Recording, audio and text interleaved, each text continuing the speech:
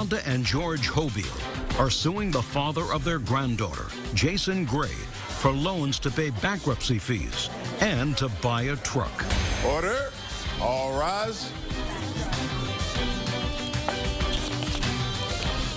That's case number 49 on the calendar, the matter of Hobile versus Gray. Parties have been sworn in. You may be seated.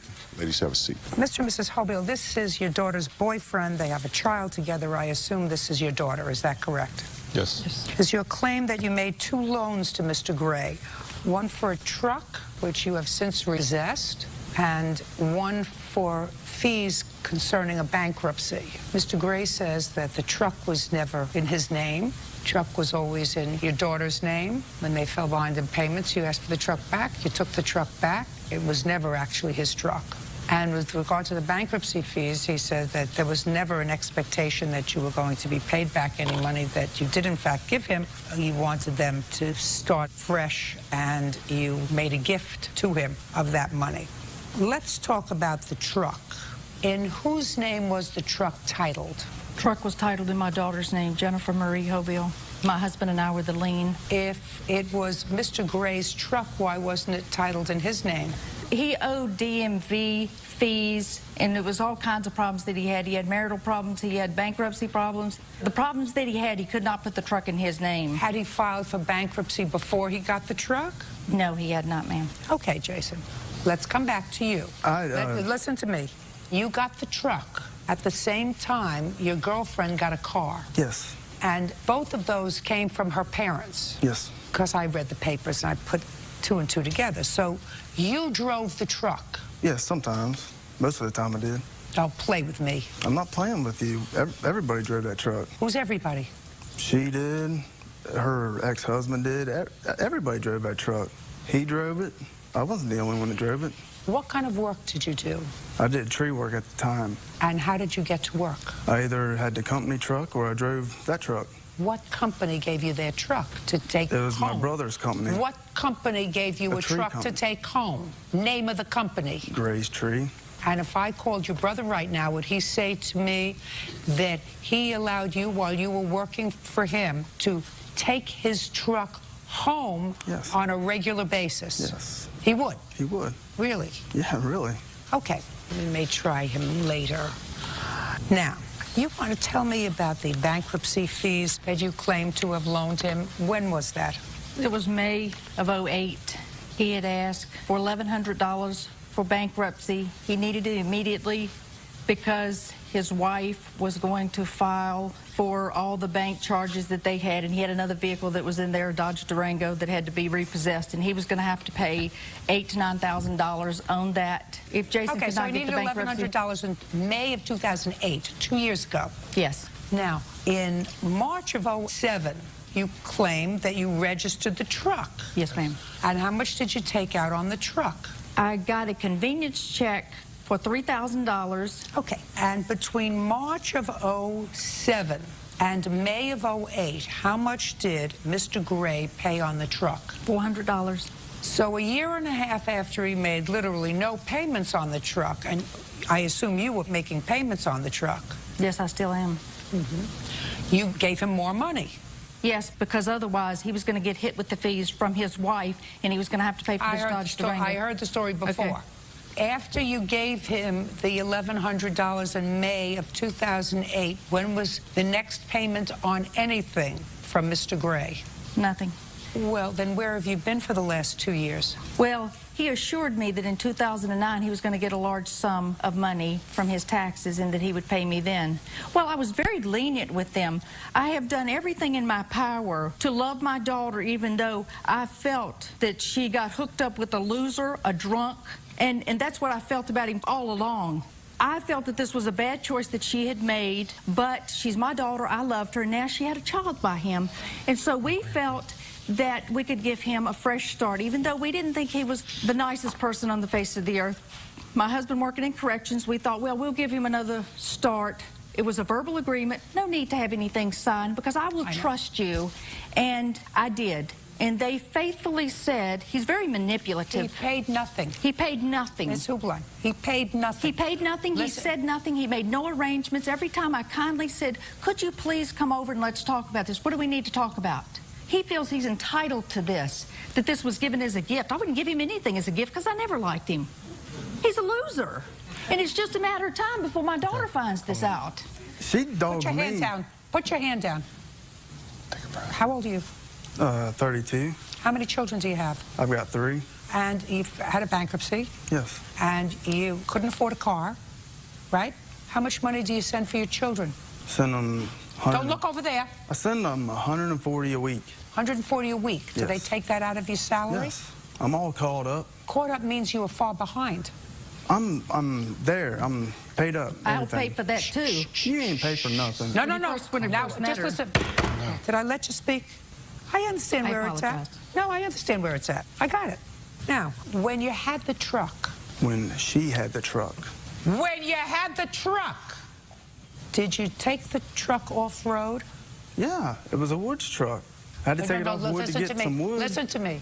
If you can answer my questions with a yes or a no, answer Yes, it. I took it off road. And you took it off-road for... Put your hands down at your sides. She's right. You'll find out 5 years from now, you won't remember what his face looks like, except every other Saturday, maybe, when he comes by for 4 hours to pick up your child. Maybe. Trust me. I got a nose. Been around the business for a long time. He's got a bad character. That lady's got a bad character. I didn't ask you anything, and I wasn't speaking to you. Put your hands at your sides. Not in your pockets, at your sides. Judge Judy continues in a moment. Well, you've made 2 bad choices, and then... Well, yes, I'm not going to say Jason's perfect, and you know, neither one of us are Perfect? Listen, none of them are perfect. Right. Real cases, real people. Judge Judy. Wanda and George Hobile claim the father of their granddaughter, Jason Gray, owes for 2 loans. Jason says he never agreed to pay the money back. Okay, Jason. They really tried to help you. I read the papers. They really tried to help you, not because of you, but because they cared about their daughter, and she's a grown-up woman, so she made a choice, and you were the choice, and they felt as if they didn't want to lose their child, so sometimes you have to embrace someone who's marginal. Put your hands down. Who's marginal. That would be you. And I actually don't think, based upon what she says, that after a period of time they had a legitimate expectation, especially since he hadn't paid for the truck, that when she bailed you out on the bankruptcy to the tune of $1,100, that she had an expectation that she was going to be paid. She didn't have a legitimate expectation that she was going to be paid because she hadn't gotten paid from a year and a half before. That doesn't make you less a loser, Mr. Gray. And I really just wanted your girlfriend to know that you have one mother, you have one father. Were you married before? Yes. Stand up. When you got married, did you think it was going to last? No. So you got married thinking that it was going to be temporary. Don't give me answers that you think are going to make you look good, because they're going to make you look stupid. No, I knew it wasn't going to last. I did it for my son, and it was what was right to do. And when did it become not right? When he had an affair on me. So what did you do? Him and his girlfriend lived in my house while I raised my son, and then they moved out, and I was stuck there with my son. That sounds like a very sick arrangement. Yes, it was. Well, it sounds like somebody who really needs a great deal of therapy or treatment who would live under that circumstance. Yes. Yeah. We've been in it our whole life. I'm not going to deny that. I mean, it's been family therapy since we were 5. That sounds like somebody's trying. Well, yeah, we all have. And I just wanted to give you just... Is he in therapy? No, I don't need no therapy. Could you please stop, okay? Really, I know the way you think about him and whatever his character is. I'm not going to say one way or another, but I do want to just give you really what this boils down to comes between my parents and me. When I was 15, my was in and out of rehabs for drug use, and so they didn't want that to happen to me. So I wasn't allowed to do anything. I ran away. I stayed gone for a year, and that's when I went with my ex-husband. When I came back, when I was caught and brought in front of the judge, my parents wanted to give me up to social services and wanted me to sign me over to the state because, well, I don't know, they said that they couldn't handle me. And the judge told them that I have not committed any crimes, I'm not into drugs, I'm not into drinking. The only thing I didn't do was go to school, and of course that was because I ran away. And the judge told me that if I can get a job and if I bought a car and got an apartment, he would emancipate me. And 1 month later, I was emancipated in October. And How old were you? 16. I just turned 16. I was emancipated. How old are you now? 25. And I've lived out on my own ever since. I've never gone back home to live at my parents. I've always provided a roof over my children's head. And, you know, I'm not going to say that I've been perfect financially. I have worked since the day I was 16. I started at a dollar store. Now I'm making very decent money, good benefits. Who supports him? I support me. He's a welder and a fabricator. When did he become a welder instead of a tree guy? 2 years ago, in 2008. But I will say his checks are not big because he pays his child support, and his child support comes out of his check every week. But my parents never liked my ex. They don't like anybody unless they're a doctor, lawyer, judge, professional. I've got to tell you something. You sound like a terrific gal. I'm listening to you, and you just sound like a terrific gal for somebody who probably had a difficult teenage period, and you put yourself together, and you sound intelligent, and you're certainly good looking. And so far you've made 2 bad choices in men. Well, yes, I'm not going to say Jason's perfect. And, you know, neither one of us are perfect. Listen, none of them are perfect. Right. But he has watched my son. He took my son. My son doesn't have a father. Then if he was a decent guy, Yes. he was, the one thing I'm not going to do is I'm not going to let money interfere with the woman I love and her parents. We did go to them when we needed help. They were there to help. There may have been a lot of history, but when we needed help, they came through. They were there, yes. It was his bankruptcy. Yes. Not yours, not theirs. He screwed up. If he were a man, he would say, I'm not going to allow this amount of money to interfere with that relationship. If they have other issues, I don't want their issues to be about me. You're correct. Great. And I said to you, I'm looking at you, and you look like a great gal who doesn't have to settle. Judge Judy continues in a moment. My children I got it. hurt. They want to know why they can't get emails with me. You know, they want to know why they can't get some pops. He calls them. That's absolutely so sad. It is. Real cases, real people. Judge Judy. Wanda and George Hobile claim the father of their granddaughter, Jason Gray, owes for 2 loans. Jason says he never agreed to pay the money back. Okay. You know, sometimes it's better to be alone. Sometimes it's better to be alone. He is a great father. I mean, I go to school full time. He's a great father. Then he'd want his children to have affection of grandparents that he evidently went over to when he needed money. He needed $1,100. Your Honor. You have a brother, Alan, the tree surgeon. Did he give you $1,100 that you needed? He was going to. No. Did he give it to you? No. He's related to you by blood. You're not even married to her. You have a father? Yes. Did you go to your father?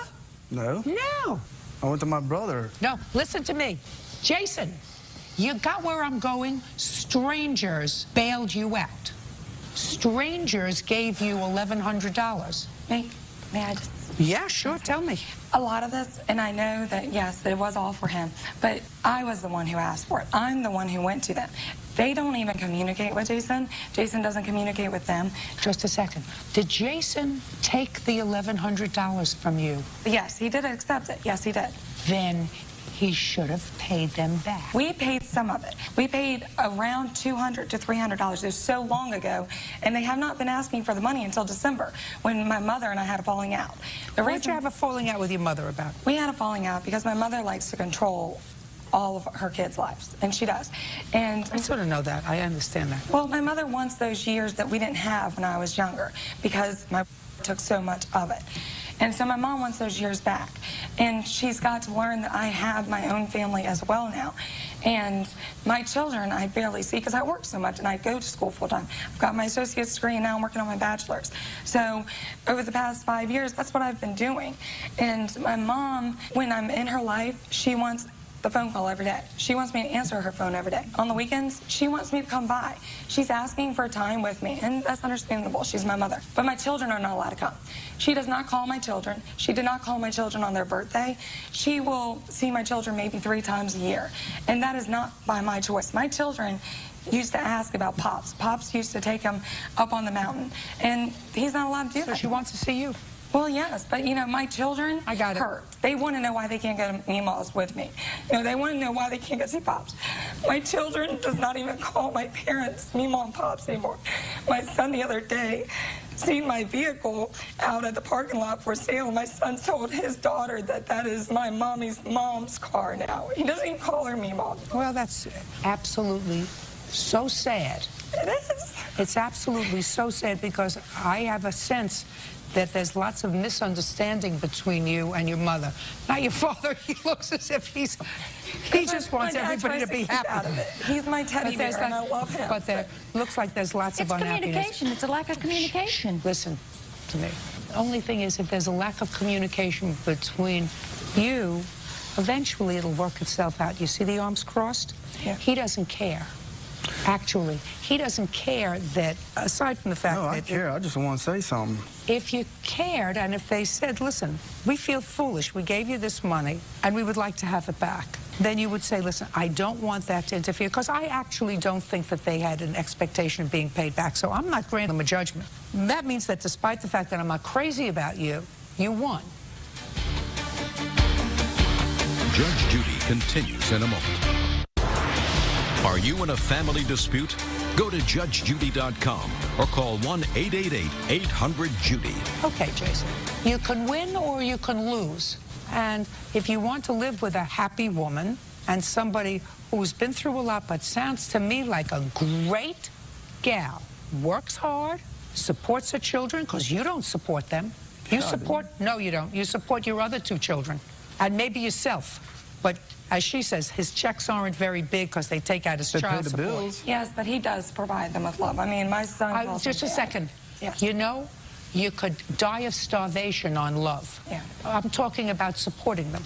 You support them, and not only do you support them, according to what you tell me, which I believe, but you also say, listen, I want to get my degree, I want to move my life forward in a different direction. Yes. All sounds great. All sounds terrific, and we can never go back to the past. You know, if there was a child that took a great deal of attention, sometimes that happens. Whether it's somebody who's physically sick, who has MS or MD or has cancer, sometimes, you know, a drug addiction takes more emotional fortitude very often than a physiological illness. So I'm sure that if they had to do it all over again, they may have allocated their time a little bit better. But that's history. And when you were in trouble and you needed something, they were there for you. So try to work it out. Are you the other daughter? Yeah. Yeah. I was there in the middle for everything. Just a second. You get along with your parents? Yeah, I do. Get along with your sister? It's been rocky because of everything going on, but I try and maintain at least somewhat of a relationship to see my niece and nephew. And do you? Yes, I do. Good. I'm glad. Goodbye. Parties are excused when they step out. Judge Judy continues in a moment. And on the next Judge Judy, Johnny Rogers is suing the father of his girlfriend's children, Donnell Little, for making a false report to Child Protective Services and for handing out defamatory flyers to his neighbors. Order. All rise. Yeah, it's case number 35 on the calendar in the matter of Rogers versus Little. Thank you. You're welcome, Judge. Parties have been sworn in. You may be seated. Ma'am, have a seat, please. Mr. Rogers, this is your girlfriend, I assume. Yes, ma'am. And your girlfriend has 2 children. 3, Your Honor. Well, 2 of them are his children. Yes. How long have you and this young lady been together? About 18 months. And you live together? Yes. It is your claim that Mr. Little filed maliciously a false child protective complaint against you. Yes. And in addition, he put up some flyers around the area. He didn't put them up, he handed them out. Or handed them out. And what they did was to describe a prior, I assume, criminal conviction that you have. Yes, ma'am. Mr. Little says he was legitimately concerned for his children and he had an absolute right to file the Child Protective Services complaint. That's what the case is about. Yes. You acknowledge that you called Child Protective Services. Yes, ma'am. You're going to tell me why. I called because... Look at me. Don't look there. Okay. Look at me. All right, how you doing? Don't ask me how I'm doing. I'm doing fine. I'm sorry. I called because she dropped my sons off to me. As she came to the door, my son was full of feces. How old is he? He's 6. Did you ask him what happened? Yeah, he said, I told Mommy I had to go to the bathroom. She told me to hold it. And he said, couldn't. Okay, keep going. I asked him, I took him, put him in the tub Took and him everything. and you cleaned him up. Yes, but she didn't have no bag for him, like no clothes, like spending the night, because they stayed till Sunday. So it's like, why would you bring them over and you don't have no clothes for them? Well, when is your normal visitation, Mr. Little? His visitations each and every other weekend, because I do music, so sometimes I don't have time. Okay, so you have visits every other weekend for the weekend? Yes. Why don't you have clothes at your house? I do. I do. Fine, so you changed them. Yeah.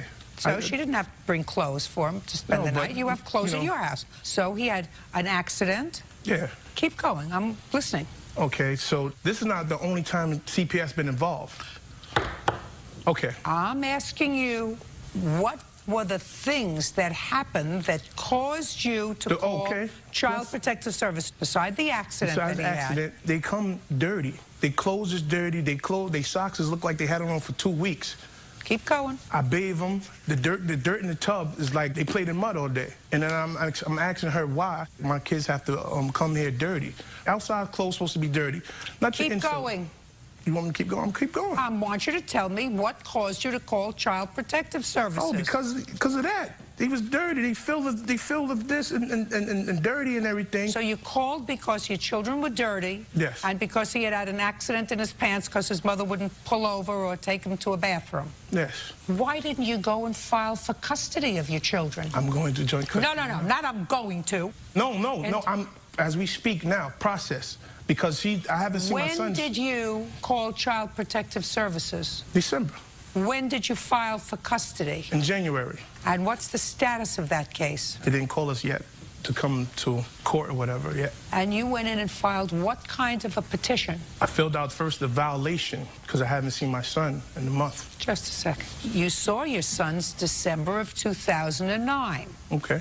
What kind of petition did you file in January 2010? First you told me custody, then you said violation. Violation that she violated for not letting me see them. When was the last time you saw them? A month ago. So you saw them in January? No, I haven't been seeing my son. I be on the road a lot. I see them if they outside, stop by like going outside, not them coming over spending the night. What do you mean you've been on the road a lot, Mr. Little? Shows, I do shows, musician. How much child support do you send for them? Is not an answer. How much child support do you send for them? $50 a week. Besides paying the $50, I do buy other things besides that. Just paying my $50 You haven't seen them, according to you. You're traveling on the road. Don't play with me. Are you in arrears in your child support? Not that I know of. What do you mean, not that you know of? Have you been sending your money every week pursuant to the order? Right here. Show me.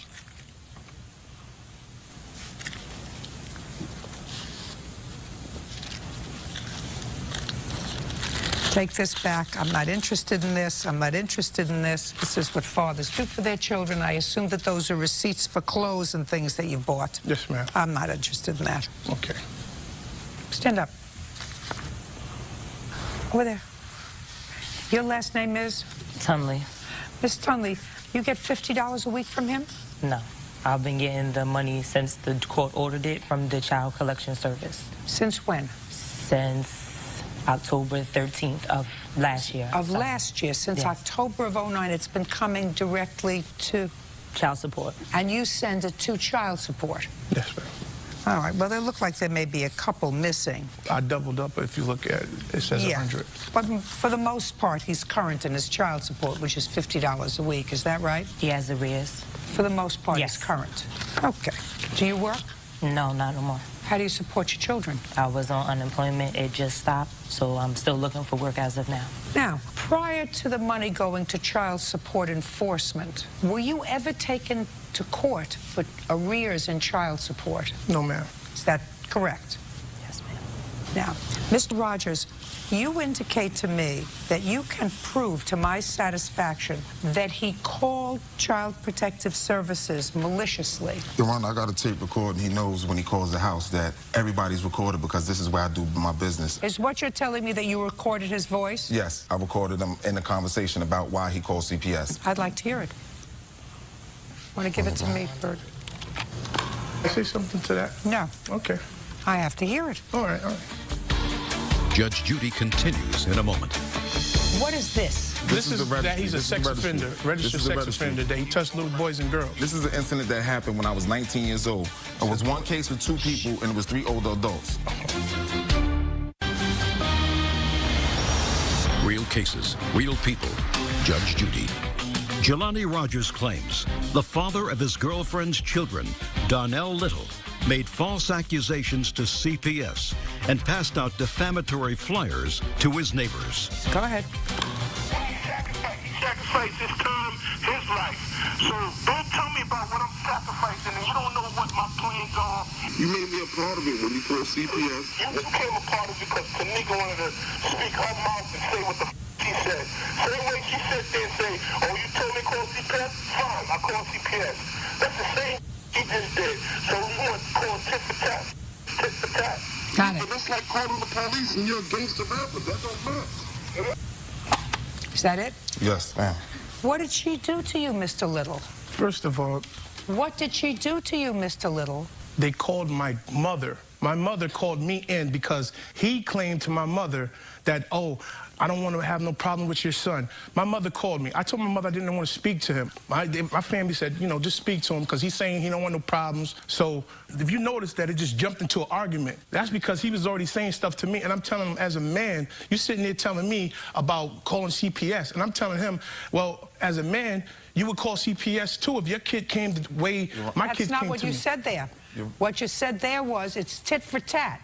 She called your mother, and you're calling CPS was, according to you, tit for tat. Not tit for tat. That's what you said. I said tit for tat for what are you talking about? Your Honor, he's saying it's tit for tat because the argument that they had before October 13th, them going to court for child support. Prior to this child support, he's never paid child support. I've been with her for 18 months. Just a second. Is that true? Because I only have it dating back till October. So the question was, have you ever been taken to court for child support? No, they just started taking me to court in October. Have you been paying child support? Yeah, I've been paying child support for my kids before child support even ordered me to child support. It was, like I said, it was $50, and that's what they ordered me. But before then, it was $250, $200, $100 apiece. It was. So why are you only paying $50 now? Because he's a liar. The reason I'm paying... No, if you were paying $250, Mr. Little, why am I only paying $50 now? Because when I went to child support, they asked me, what do I have to show? I proved all my receipts. On top of that, I have bank statements where I have CDs for my kids for when they get older. There's money in the bank account for them. So it's right. I've been paying what I'm supposed to have been paying. So, you know, the judge looked at it and was like, well, Mr. Tunnelly, he is doing what he's supposed to do. Did you file tax returns last year? No, ma'am. Why not? Because I didn't get a chance to. What about the year before? What about the year before? No. Okay. Now I'd like to see the complaint that was sent to Child Protective Services about you. What I have here is...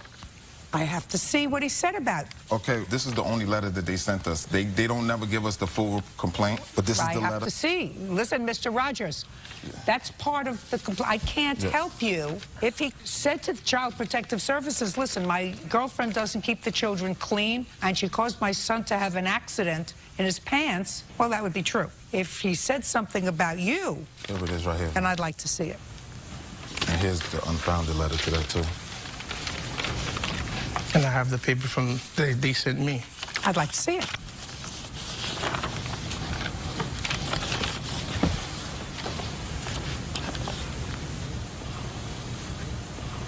Did you call Child Protective Services on him?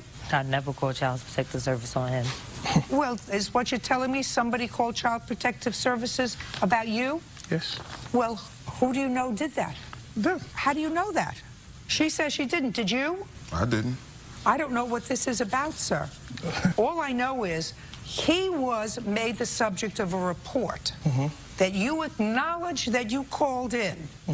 And when I just asked you before, on what basis did you call Child Protective Services, there was zero complaint about him, which means you had no basis to call Child Protective Services about him. Listen, they called me back. When they found that he lived there, because if you look, this was a different address there where he lived at than the address that he has now. And when they called me, they asked me, do I know anybody who's supposed to be staying there? And I'm like, yeah, that's the guy. I had this. Well, I just pulled this off from the school, because the school find out what he is and what he does. I don't know what you're talking about. Excuse me, Your Honor. First of all, he knew about this, what he's trying to say, in the summertime. What is this? This is that he's a sex offender, registered sex offender, that he touched little boys and girls. He was going around, just what he said. He was going around. This is an incident that happened when I was 19 years old. I made a mistake at 19. Twice. I apologize for Twice. it. It wasn't twice. It was one case. It was one case with 2 people, and it was 3 older adults.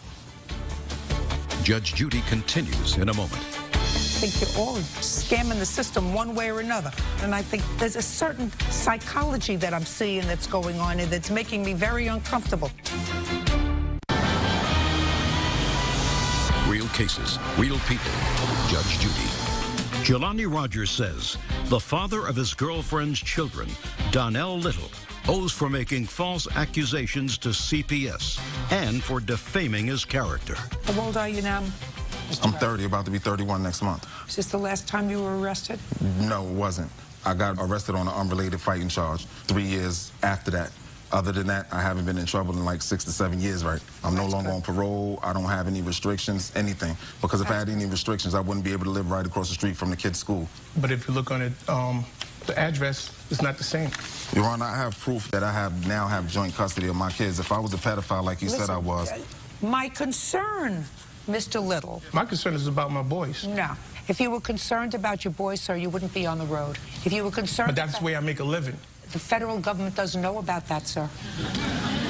We understand each other? If you're concerned about your boys living with him and living with her, find a job in Yonkers and get custody of your children and stay in Yonkers and raise your children. But you only care about them when you're not on the road. No, you can't tell me I don't care about my kids. No. I thought somebody was harming my children. I guarantee you I wouldn't be on the road. If I thought my children were being molested or not cared for, I would have been in the courthouse, sir, last summer. I am in the courthouse. No. You can't tell me what I'm fighting my kids for, like, you know. You're not fighting for your kids. You can say everybody has a lawyer? As right now? As right now, as we speak, no, Mr. Little. Well, since you don't pay taxes and you paid practically nothing in child support, then you should have enough money to have a lawyer to file an order to show cause alleging that your children are at risk and you want immediate custody. Well, if the you court... haven't seen him in a month. Ma'am, if the court...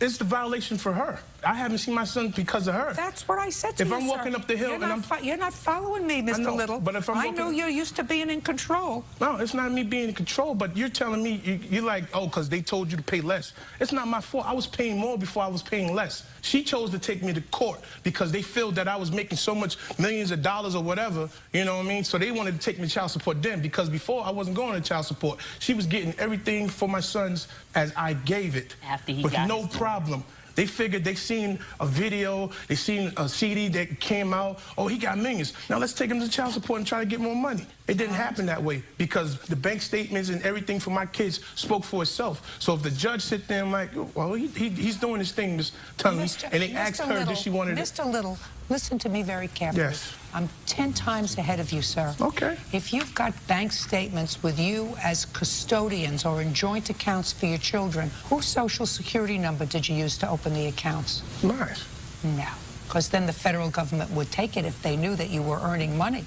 and didn't file tax returns.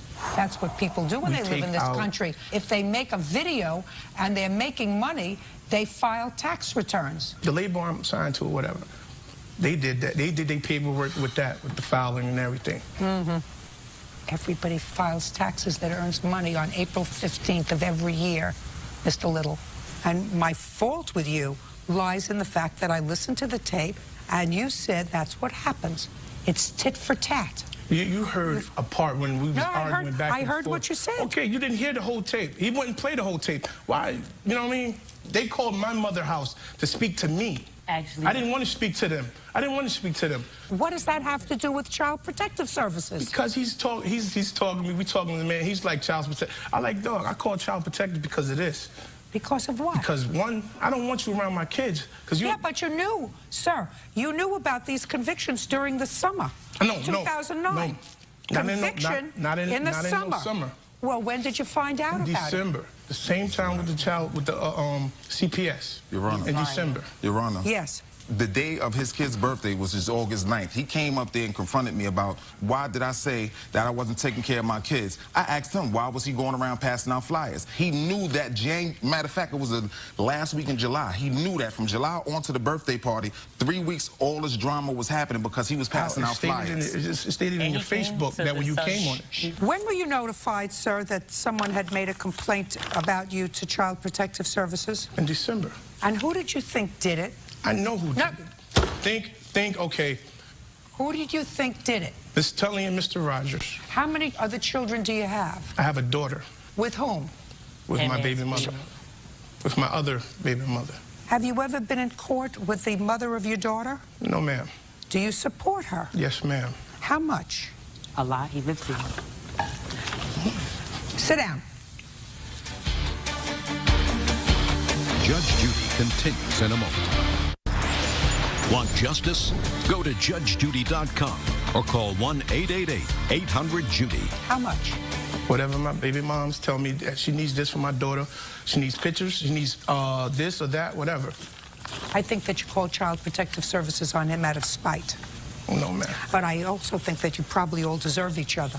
I think that you probably use Child Protective Services as a weapon. This is not the first time. I think that you all use Child Protective Services as a weapon, and I think you're all scamming the system one way or another. He works, he's not supposed to live there, you get public housing, you get food stamps, all of which you didn't tell me, you also get unemployment insurance, that's what you told me. You haven't paid taxes in years. There's a certain psychology that I'm seeing that's going on and that's making me very uncomfortable. So there's no question in my mind, Mr. Little, that you called on this one occasion Child Protective Services on Mr. Rogers out of spite. As you say, tit for tat. But I'm not sure that you were the only one who did it. So on your complaint, Mr. Rogers, I'm awarding you $500, not $5,000. Do you understand? Yes. That's all. Excuse, you may step down, sir, ma'am, wait here.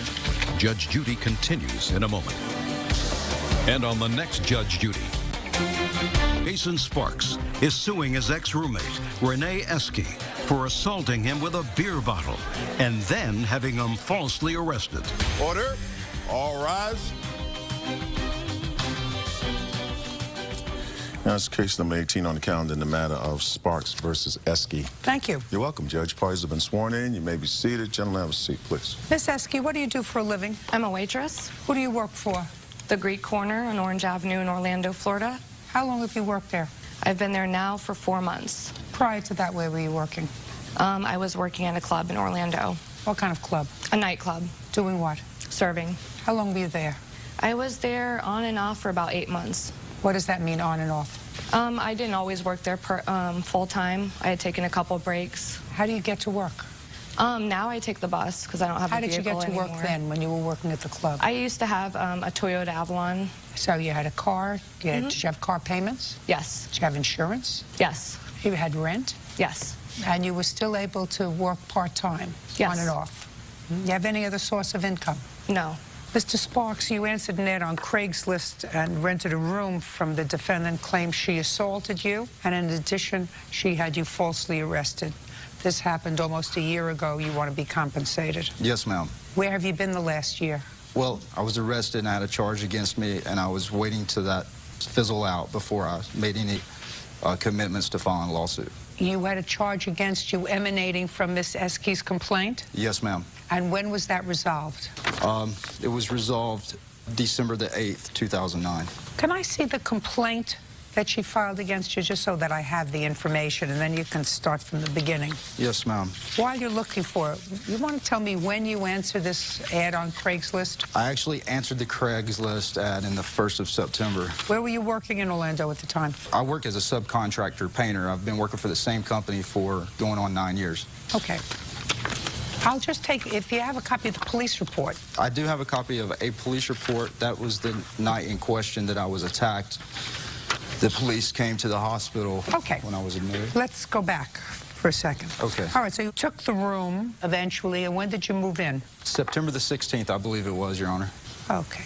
I was very impressed with the place. Tell me about the assault. On September the 27th, I was taking a nap. I'm a football guy, so Sundays I dedicate my life to watching football on Sundays. So I was in my room watching television, watching football, and at some point I dozed off and I fell asleep. Around 2:30 that afternoon, Renee come into my room and grabbed me by my shoulder and started cursing me, calling me names and asking me what happened to her money. You stole my money, you stole my money.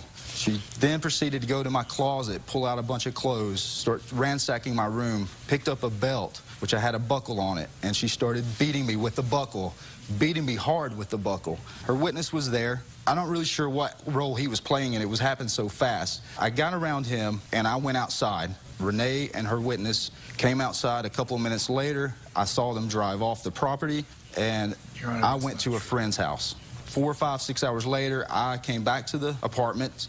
No one was there. Went to my room, and the reason I went back to the apartment is because I had paid my rent. I had really nowhere else to go. I had put all my money into this. I come back, like I said, Sunday evening. No one was there. I got up Monday morning. I had a huge bruise on my arm. I had to work. I don't never miss a day of work, ever. Went to work with Bobby. Came home that evening. No one was there. About 8:30, Renee comes in. I'm in my room. I pretty much just stayed in my room the whole time I was there, either there or out on the balcony overlooking the swimming pool. It was kind of comfort zone for me. But at this point, I was in my room, and Renee knocked on the door several times. I told her I did not want to speak with her. She persisted on knocking on my door. She wanted to resolve it. So I gave her the benefit of the doubt, and I walked outside on the balcony and spoke with Renee and her witness as well. About 5 minutes as we were in the conversation discussing... Tell me about the conversation. The conversation was basically like she was sorry, she was apologetic, she didn't think that I took any money from her, she had went out, she was drinking. I blew it off. I didn't know really how to react. I was really shocked on how someone could do something like that. Just the facts. Okay. Just the facts. Well, we had the conversation. The conversation lasted no more than about 4 or 5 minutes. Someone rang the doorbell. Renee and her witness got up, went to the door. I'm still out on the balcony. A gentleman walks in the apartment with these gloves on, like sort of like a motorcycle glove type. I can only see him through the sliding glass door. They three proceed to her room, and they don't come out of her bedroom for 3, 4, or 5 minutes. I started getting an eerie feeling. I felt really weird. I had a terrible feeling about the whole situation, so I said, okay, I'm going to make my way to my bedroom and just leave it at that and stay there. I just had a bad feeling about it. I got the bad feeling. So about 5 or 10 minutes later, there was a beating, a banging on my door. I heard her witness call my name. I then said, I don't want to talk. I don't understand what's going on. Within seconds, the gentleman with the motorcycle gloves busts into my room, has me cornered, takes 3 swings at me. He misses. I don't know how he missed. Call me Rocky Balboa. But I dodged him, and I got around him. Her witness was standing behind him. I got past him. I went into the foyer. As soon as I got into the foyer, Renee was standing there, and she threw a beer bottle. It shattered on the corner of the baseboard right there, striking me in the foot. I must have maybe stepped on glass on my way out, called 911, had a neighbor call 911. You have that report as well? I have the 911 entries. I'd like to see it. Judge Judy continues in a moment. He went to his closet and got a metal pipe out of the closet. He goes, I don't hit women, but this pipe does. And he was swinging it like this into his hand. I ran to my room, locked the door. Real cases, real people. Judge Judy. Jason Sparks says ex-roommate Renee Esky assaulted him during an argument and then had him falsely arrested. Renee claims Jason attacked her with a metal pipe. Now, when did you first, Miss Esky, tell Mr. Sparks that you didn't want him to smoke in the house? It was about the third day. I had gone to talk to him, and the room smelled like cigarette smoke. Okay, so he came in on September 16th, and by the 19th, you realized he was smoking in the house, and you went in to have a discussion with him about smoking. He tried to deny it. Just a second. Okay. Sorry, Your Honor. I want you to tell me what you said to him and what he said to you about the smoking. I told him that it was a non-smoking house, and we had already discussed that, and if you wanted to smoke, you can go out on the balcony. So I didn't see any reason to be smoking in the room. And he tried to say that he wasn't smoking. The next day, I pulled up in my car, and he was actually like in the window blowing smoke out the window. And when he saw me, he ducked back into the window. Okay. So what did you tell him then? Well, when I knocked on his door, he was immediately very aggressive, you know, was like, leave me the F alone, and I paid my money, and I can do whatever I want here. And I said, well, no, that's not true. This is my place, and I'm renting a room, and it's a non-smoking house. I mean, if you don't like it, then after your time is up, you can find somewhere else to live. Well, the next day, I went to work, and I came home, and he had casually asked me, how was my day at work? And I had said it was a rough day, and my feet hurt. Well, he made a motion to rub my feet. Like, he actually touched my foot and was like, I could rub him. I gave him a look, and I was like, okay, there is nothing like that going to go on here. This is nonsense. She didn't interrupt you. Don't interrupt her. Yes, ma'am. Go ahead. Roommate situation. And I just figured, you know, since there was no other advance, and he shook his head yes, and we had an understanding. But it was after that, the next morning, I had like $150 missing from my wallet. And, you know, he said right off the bat, he didn't take the money. I asked him because there was nobody else there. And he was like, oh, well, maybe you stopped somewhere. Maybe when you went to 7-Eleven, you dropped the money. Well, I've been going to that 7-Eleven for 10 years. Well, point was, they reviewed the tapes. I didn't drop any money there. I don't care. So he keeps saying, you know, he didn't take the money, he didn't take the money. Well, the next day, my witness came over, and we had had a couple drinks, whatever, hanging out. And he had told me that, you know, his wallet and keys were up in the kitchen, that he had $200 missing out of his wallet. So we decided to both talk to Jason and ask him about the money. I don't understand something. Your witness comes over for what? Because we're friends. So what did he come over for? Just to hang out. Okay, and you were having a drink. Mm-hmm. What was his wallet doing out of his pants? I don't know. I have lots of friends that come over to my house. Their wallets are not, their wallets are not out of their pants. The only one who takes their wallet out in my house and puts it on a table is my husband. So I don't believe your witness that he had his wallet out and $200 was missing, unless he sleeps over and his wallet was somewhere in the house. Do we understand each other? Yes. Because it doesn't make sense, and if it doesn't make sense, it's not true. We understand each other? Your Honor, that's exactly what had happened. Well, that's not what she said. Well, she forgot. That's not what she said. I hadn't gotten to that part. He did stay on the couch because Just a second. That's not what you said, sir. That's exactly what happened, is that I stayed the night because she was fearing for her life from what he had accosted her with, from some of the statements that he had made that were not true. Stand up, sir. Right now, nobody, what's your last name? Cropper. Mr. Cropper, up until this point, he hasn't said anything to her. They haven't had any altercation at all. And the baloney about touching her feet is just that, because it's not in her answer. The only thing that she said to him was, my money is missing, and he said, I didn't take it. That was it. Okay, so, Your Honor, after that had happened, he offered for her to go into his room and look and see if the money was there. He also had his wallet on the bed. While he was giving her the opportunity to look at everything, she picked up the wallet to go look at that. That's when he grabbed her finger and twisted it back. At that time, she called me into the room. And you didn't see that.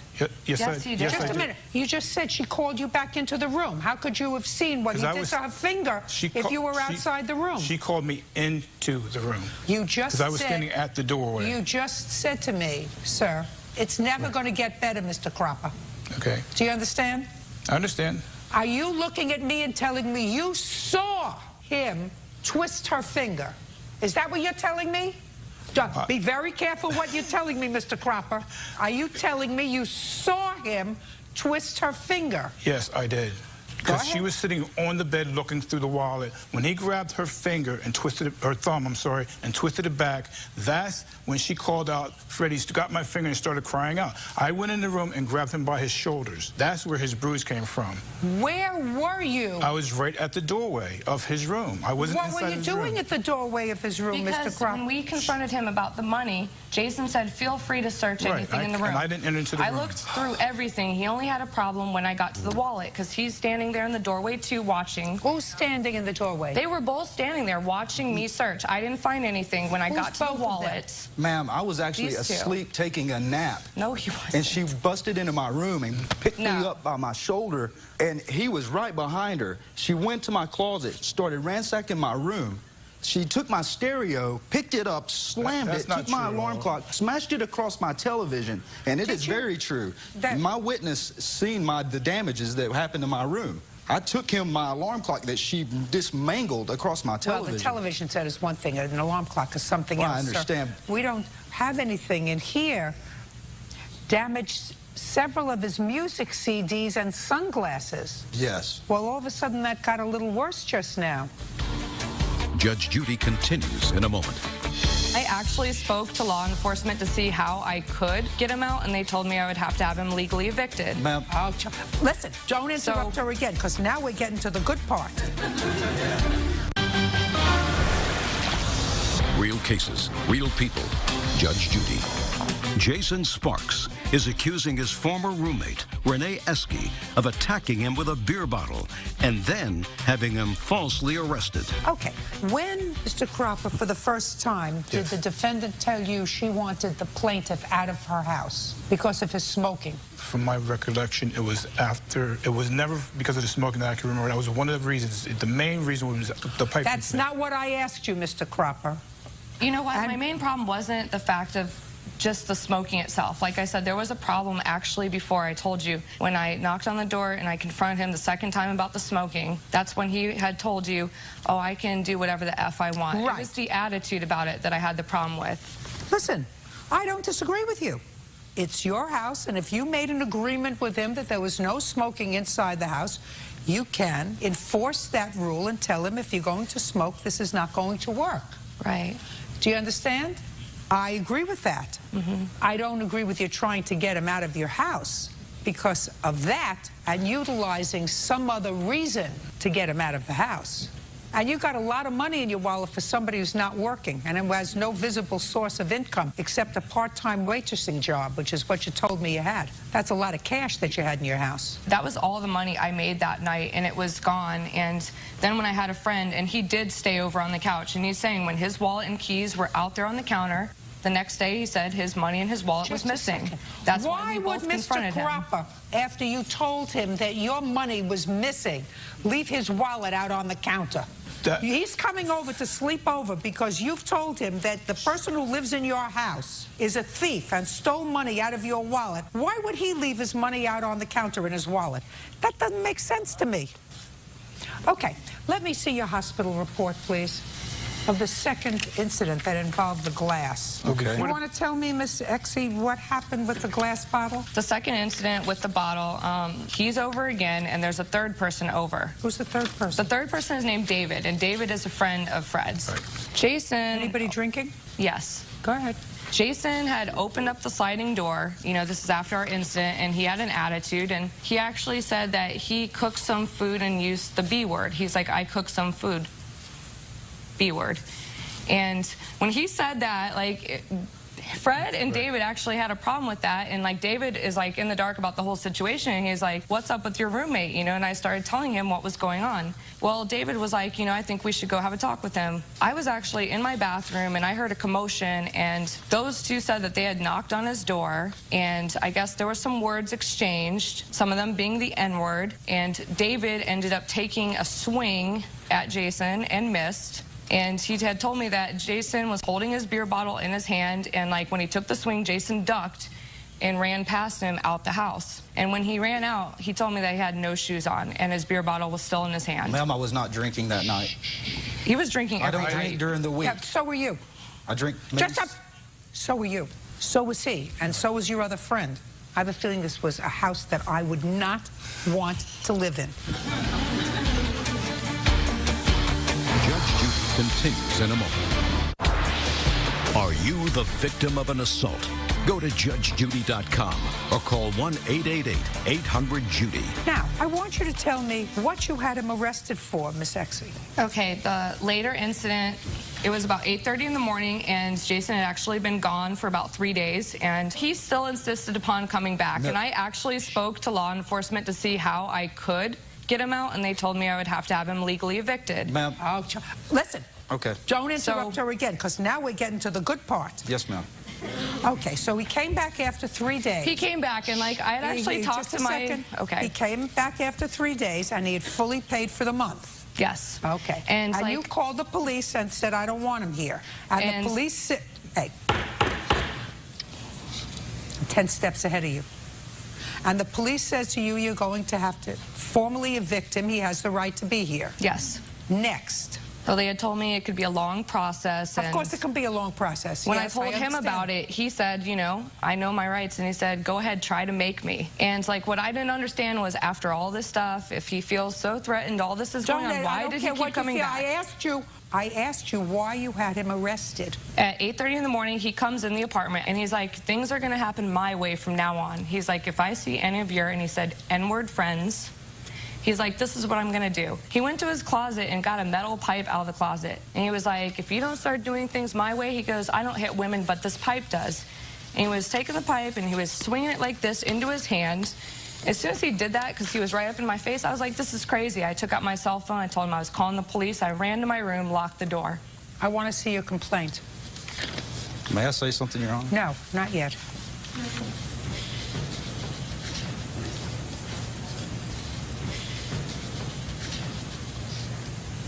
Okay. I'm not satisfied, Mr. Sparks, with regard to the assault that you allege was committed on you by the defendant. I am, however, satisfied that she had you falsely arrested because she wanted you out of her apartment, and the only way she could get you out of the apartment was to have you arrested. She had already contacted the police the day before. Police said there's no way that she could get you out of the apartment because you had paid your rent for that month. And I do not believe that you threatened her. I do not believe that you terrorized her. So I find in your favor in the amount of $1,500. Judgment for the plaintiff. That's all. Thank you. Thank you, Your Honor. Parties are excused. You may step out, sir. Wait here. Judge Judy continues in a moment. And on the next Judge Judy. Yeah, it's case number 68 on the calendar in the matter of Dinger versus Green.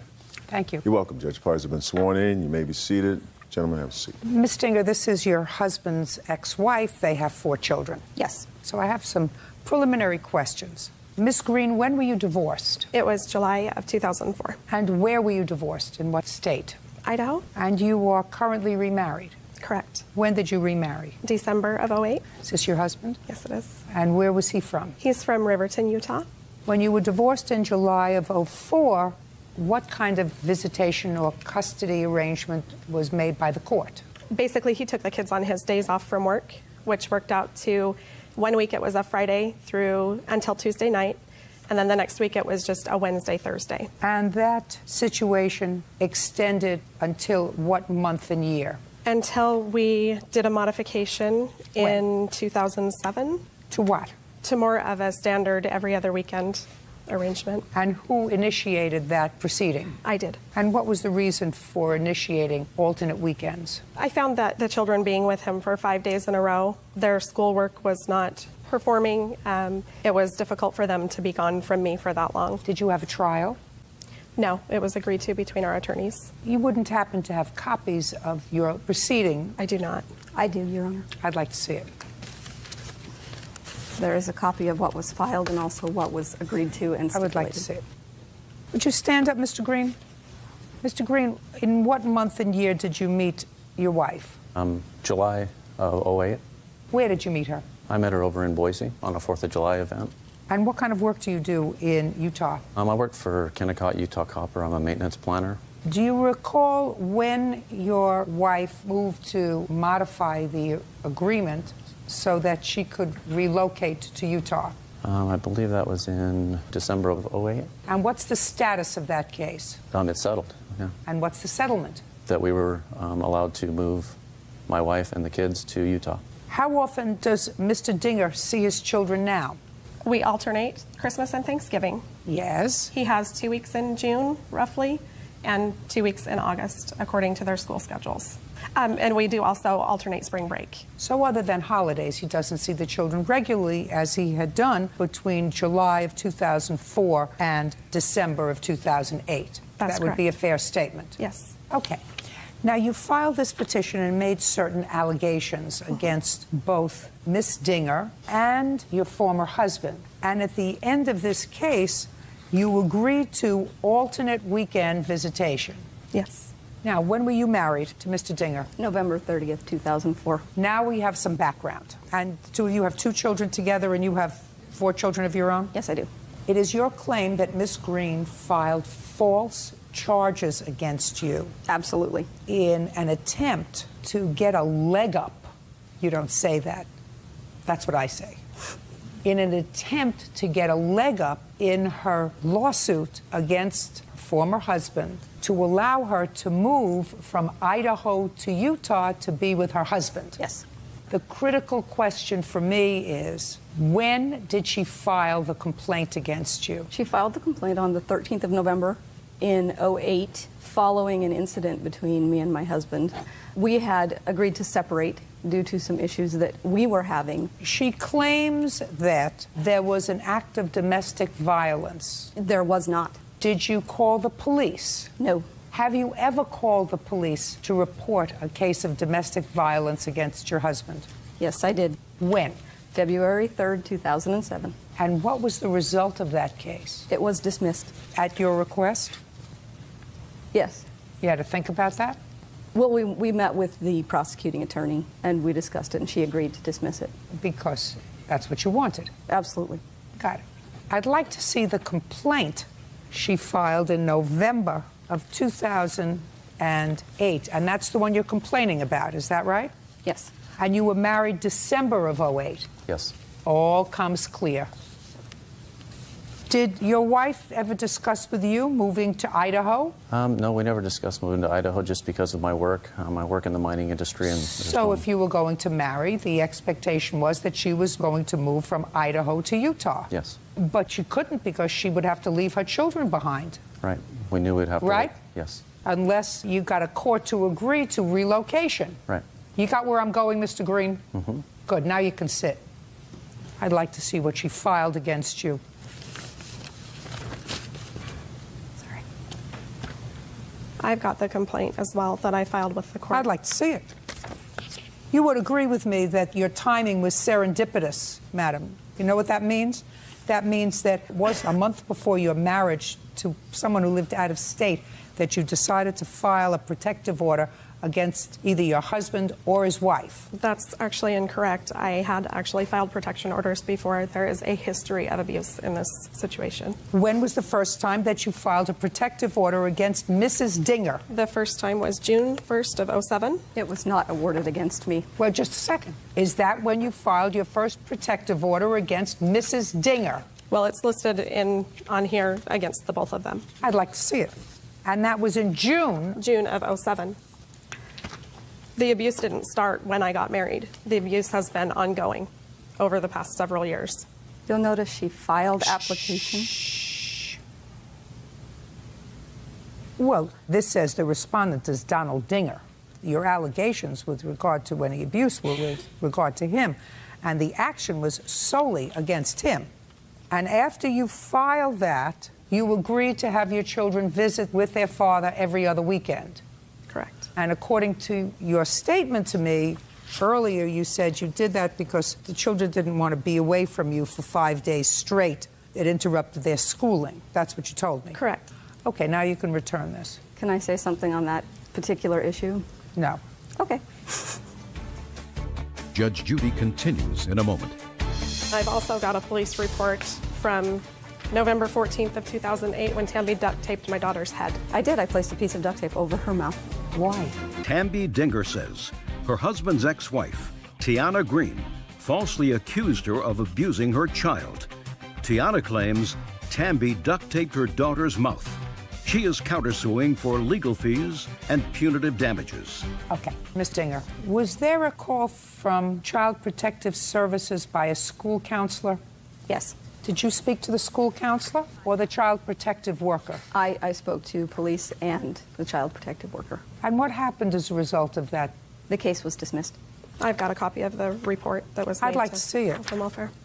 That was called in by the school counselor, not myself.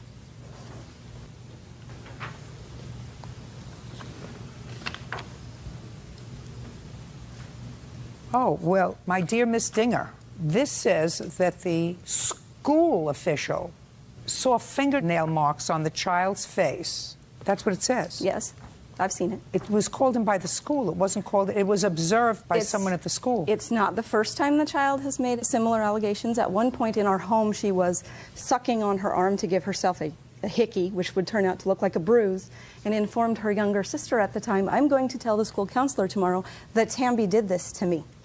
We proceeded to the school the next day, which was a different counselor than this, to explain. Okay, so it's a complicated issue. Absolutely. If what you're telling me is that the child made up a story. Absolutely. And the child made up, according to you, this story so that the fingernail marks on the child's cheek were as a result of her hurting herself in some way. But that's the story that she told the school guidance counselor. Yes. Then the school guidance counselor has an obligation to call Child Protective Services. Absolutely. And as the child's mother, even though I think that there was an ulterior motive on her part, she has an obligation to protect her children. Do you understand? I understand what you're saying. Either she's going to say, my child is a liar, which is possible because they do lie, or I have to go along and believe her, especially since I know that there has been some domestic violence in that house. Right? Yes, Your Honor. Yeah. Anyway, that's your lawsuit. Your lawsuit is that she had no right to file these charges against you. In similar allegations that have arisen against her household, she has told police that her child is a liar. It may be, but she has an obligation, as does the school, Ms. Dinger, to call in a report, and she has an obligation to seek a protective order. She does, even though the timing couldn't have been more perfect for her. Do you understand? I do. Why is she? I have continuous emails where she's asking us to take the children following each incident that she reports. She needs to travel, so she wants us to take the children for her. She dismissed the protection order herself. The temporary one was awarded, as is done. She dismissed it. And she dismissed it, and then she decided to pursue her case in the family court to relocate. Absolutely. Exactly. 15 days after dismissing it, asked us to take the children again. Show me. I have numerous emails here. No, I would like to see, after she was advised by the school counselor that there were finger marks on the child's face, and after she filed for the protective order, I would like to see an email where she asks you to take care of the children. Wednesday, the 7th of January, 2009. Can I see it, please?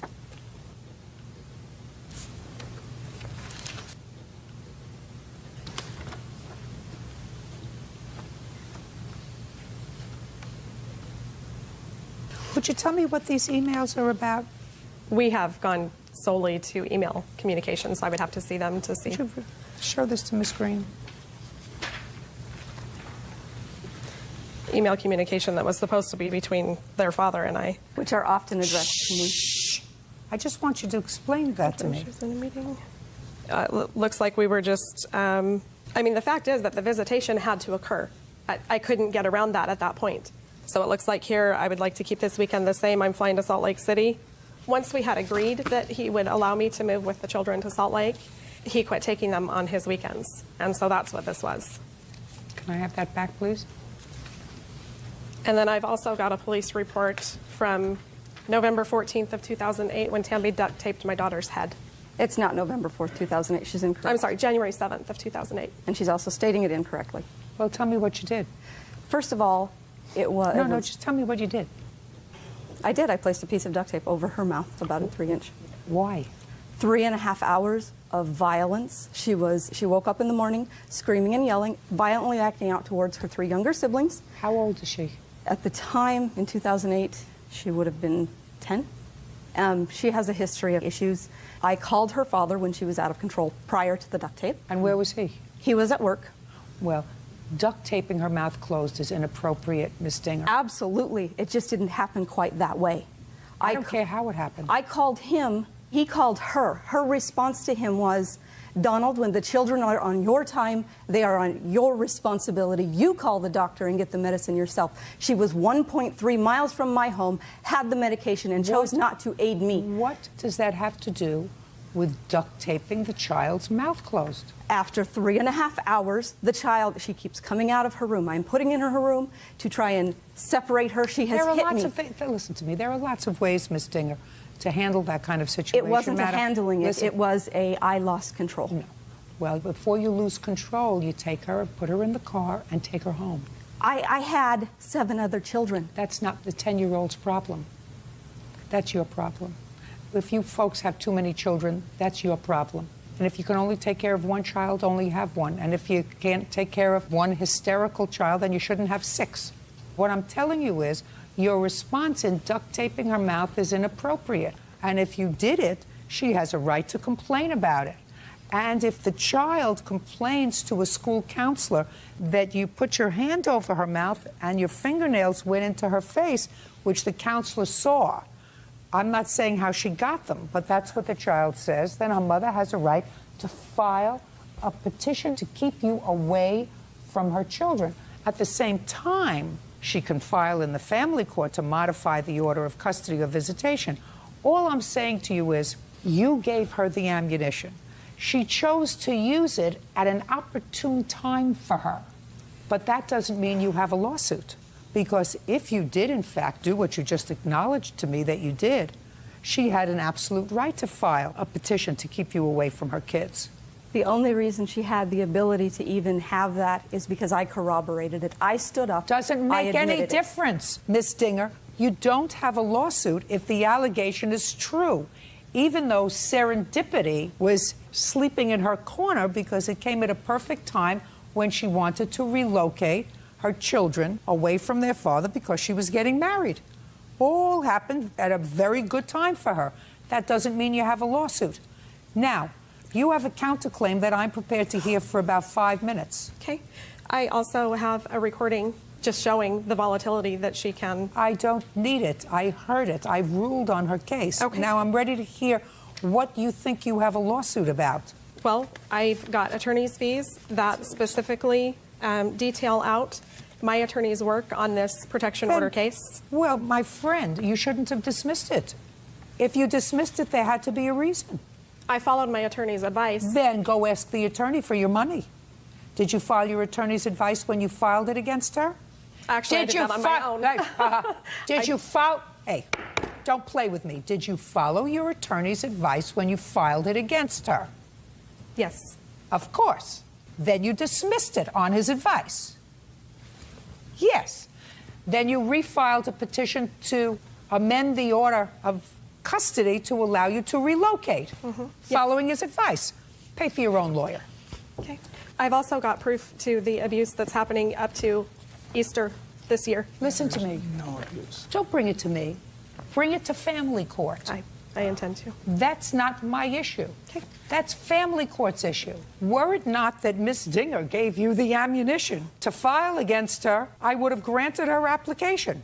11 months prior, she filed complaints against you, but did not seek an order of protection specifically against you, only against him. You're looking at me with this look of incredulity. A mother does not duct tape the mouth closed of a 10-year-old. That's stupid. And I don't care whether it happened 11 days or 11 months before. I'm saying you gave her the ammunition to file the case that she did. The fact that she did it because it was part of a scheme to allow her to move to Utah just was perfect timing on her part. But she didn't make up the allegations. They were true. She did, Your Honor, lie under oath. They were true. Her child complained to the guidance counselor that the marks on her face were made by you with putting your hand over her face, and the complaint that you duct taped her mouth closed because her mother refused to bring her over the medication and you lost it is not an excuse. That's not why I did it. I don't care why you did it. And if you still think that it was appropriate... I do not. Oh, well, fine. Then you got to understand this. You gave her the ammunition. Do you get that? Goodbye. Parties are excused. You may step out. It's case number 25 on the calendar in the matter of Clegg versus Olmsted. Thank you. You're welcome, Judge. Parties have been sworn in. You may be seated, sir. Have a seat. Mr. Olmsted, the plaintiff indicates in her complaint that you purchased a television set while the two of you were together, and you lived together for a period of time. You separated, and Ms. Clegg indicates that you separated because she found out some things that she didn't know about you. Does that be a fair statement? Mm-hmm. You have the television set. The payments for that television set was still outstanding when she left. It was some $1,200 left. It was $1,257. And on whose credit was it purchased? Mine. You got the TV? Yes, ma'am. You want the TV? It's my TV, yeah. It's not your TV unless you pay for it. I did pay for it. Show me. I put... What date did you separate? We separated in December. December 2009? 2008. Okay. After December of 2008, she says that when you separated, there was $1,257 still owing. There was only $1,000 owed on it, and I transferred that money into her account in January. 2 transactions from my account to her account for $500 each a transaction. She didn't pay it off in time. Then the interest kicked in. There's 2 transactions. There's one on the first day. There's actually 3 transactions to her account equaling $1,500. The third one was for a credit card that she said I owed her $500 on, so I paid that as well. Okay, explain that to me. He did transfer money into my account. It was for a credit card that he had on my name because he didn't have good credit, so he could not get any credit in his name. Well, how much was owed on the credit card at the time? There was $400. The balance was $1,000. There's $400 charge, and it says on her attorneys for his divorce. And he also owed me for his child's dentist that I was paying, which I have proof here also that I was paying. I'm not getting so involved in this complicated case. Do you understand that? Yes. And then, I want to know how much was owed on this credit card when you separated in December. $1,062. Take a look at this, sir.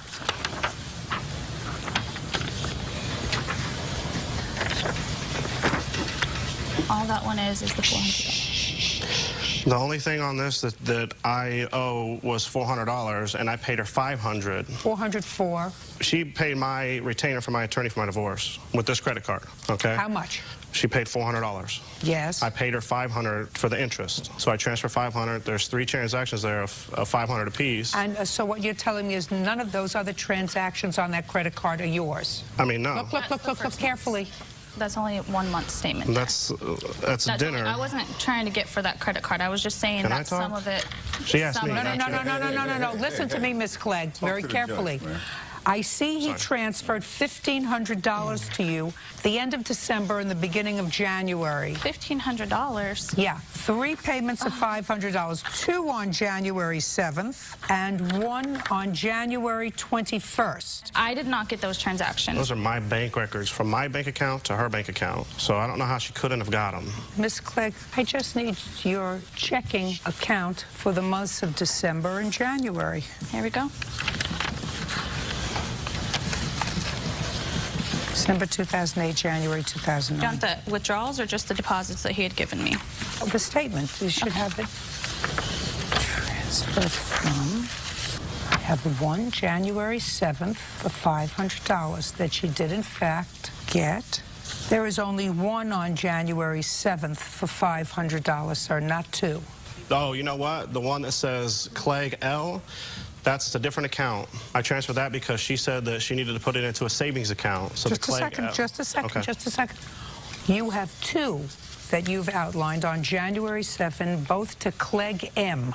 Okay. She only received 1, but they're 2 different numbers. Hold on a second. Yeah, there's 2 bank accounts. I mean, one of them was a savings. Wait a second. How many different bank accounts do you have? I have 2 savings, and I have 1, which the L is my mother. That's where you told me to transfer it to. No. I have are 2 different savings account numbers. Yes, I do. I have 2 accounts. I have 2 that's different my savings mom's, and accounts. I have 2 other savings accounts. Show me those 2 savings accounts. I can show you on the internet. I don't have anything with that. Don't show me on the internet. Yeah, there's nothing. I have nothing. Well, then you take a look at these. Okay. Yeah, Clegg L is my mother, not me. I just put it in the account. She told me to put it in. You owe my mother money. Oh, now I owe her mother money. No, I believe you. Mr. Olmsted. Yes, ma'am. I see where you gave her $1,500. She says she only received one payment of $500. That's a lie. Yes, ma'am. She received 3 payments of $500.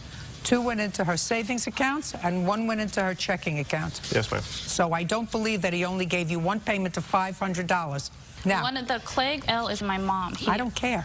But that goes towards the TV? His defense is that he gave you money after he moved out. Some of it was for his credit card, for his lawyer, and some of it was for the TV, $1,000 for the TV, which at that time, that's what was owed on the TV, which he paid for. He said the fact that you didn't make the payment on it and it went up to $1,200 is not his problem.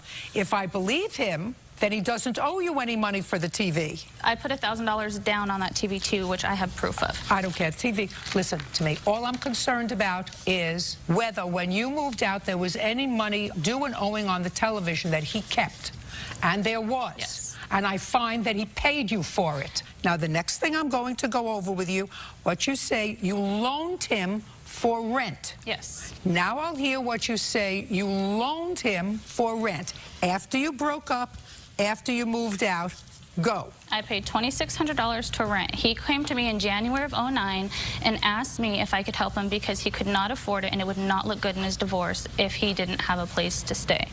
So I paid in January 2nd, I believe it is, I paid $995, which he was planning on paying me after his divorce. And just a minute. Put your hand down. I saw it. Didn't you see me looking at you? Well, I was just making sure you saw me. I couldn't miss it. Judge Judy continues in a moment. Why did you move out in December? he was with my sister's best friend. Yeah, that's a very good reason That's to leave. not true, Your Honor. She cheated on me. I don't care. So. Actually, that's for another program, another time slot, not mine. And later today. I don't think you were trying to get her parking space. I don't think that that's what you were trying to do. I think that No, you... I don't even live over in that area. Only one attitude here, and that's mine. Real cases, real people. Judge Judy. Melanie Clegg claims ex-boyfriend Newell Olmsted owes for rent and a television. Newell claims he's already paid his debt. Now, first show me proof that you gave him $2,600. Okay. Here's that 1, 2, 3.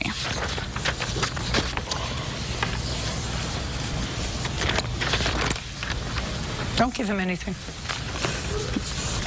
What are you showing me here? The withdrawals out of the account were the rent for his house. That's a Wells Fargo account. It goes into a Bank of America account. And I had cash so that it wasn't the exact same amount every single month because I was... Did she give you any money towards rent? She didn't give me any money. She paid, I mean, yes, she did go pay the rent for us. When? January, February, March, but she received half the rent from him, so I don't know why she pulled out $900. Shh. January, February, March. Now, she was not living with you then. She moved out in December. Just stuck us with everything, just moved out. And who were you living with at that time? He moved in, or he decided to stay to help me with the rent since she moved out. Was this apartment in both your names or just your name? It was just in my name, but we lived there together, yes. Did you move in together or did she move in? Yes. We moved in together in December of '08, and she moved out in December of '08. Where had you been living before? We had a house that we rented for a year. The lease was up. We wanted to get into a cheaper place, so we got into a place that was $300 less a month. When you lived in the house, were you sharing expenses? Yes. And why did you move out in December? Because he was with my sister's best friend.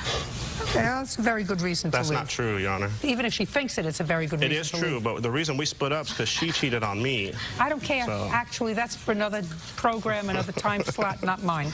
Okay. I don't actually care about that. All I want to know is she moved out, the lease is in solely your name. Yes. And would you tell me why she paid any of the rent for January, February, and March? She was helping me out, like she said. You know, I didn't have... She was helping you? Yes. Why, if she was furious with you, because that's what she says, she was furious with you. I didn't say she was furious. Why? She says. She says she's furious. I didn't. Why? No. Listen to me. Hey. Yes, ma'am. Okay. Why would somebody who is furious with you, she says she was furious with you, give you money? That baffles me. I wouldn't give you a penny. I wouldn't either. She found out about him being together with her friend. Listen, Go get your 15 minutes someplace else, but don't shout out here. I'm not trying to get 15 minutes. I'm just trying to state facts. I don't want you to state anything unless I ask you to. I raised my hand earlier and I didn't get a turn. Yeah. Excuse me. But tell him not to go far in case I need him. Will do. I'm pretty sure we'll need him. Oh, I'm not sure. Okay. Just as long as she knows that he's here.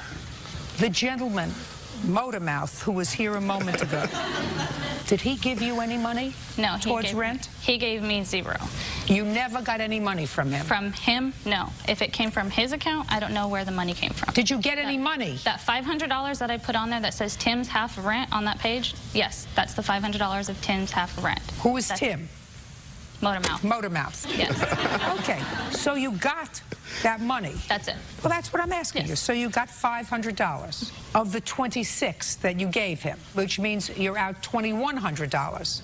If that's what, wait, can I ask you something? You're out $2,100. Can I ask you something? Is that going towards the TV? Forget the TV. The TV's over. I've already made a judgment on the TV. Yes, but if you're accounting that $500 transferred from his account that you see out of Newell Olmstead's account into my account, the $500. I thought it was from him. It's out of Newell Olmstead's account. Oh, well, you can't use that same $500, Mr. Olmstead, 10 times.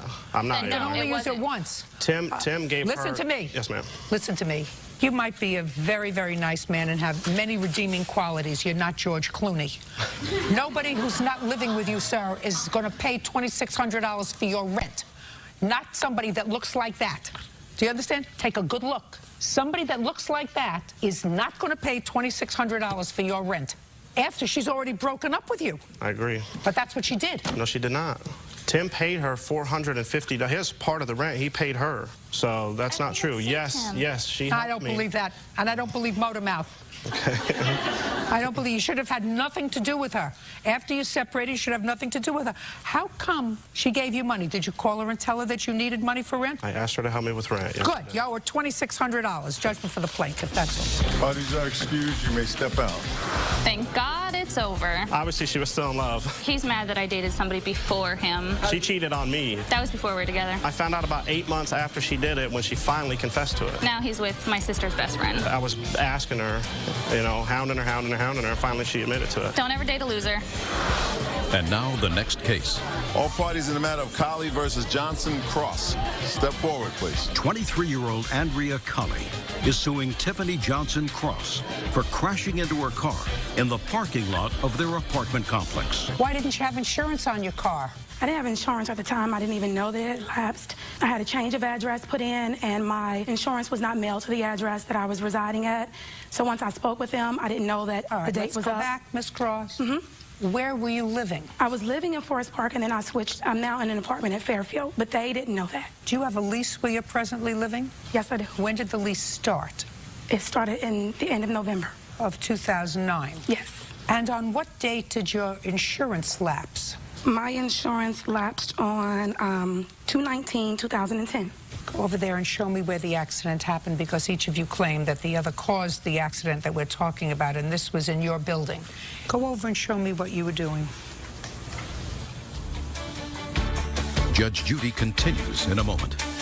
You hit her car with the front of your car. I didn't hit the middle of her car. I hit the front of her passenger side. Perfect. That's exactly what I said.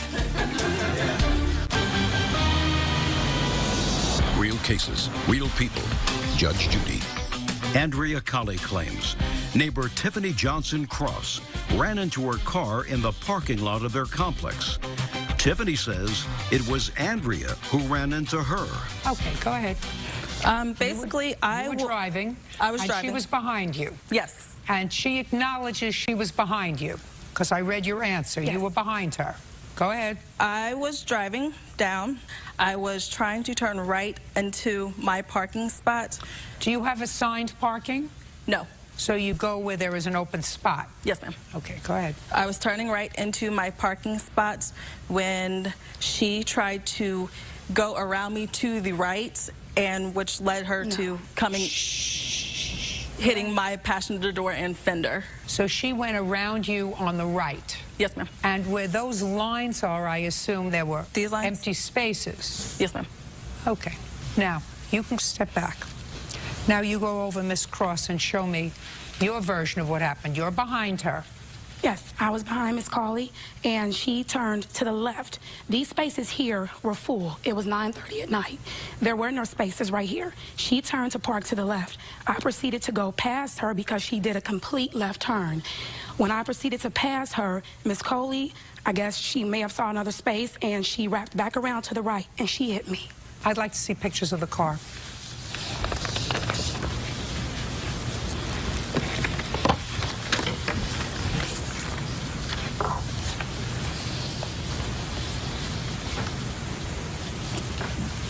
I want to see pictures of your car.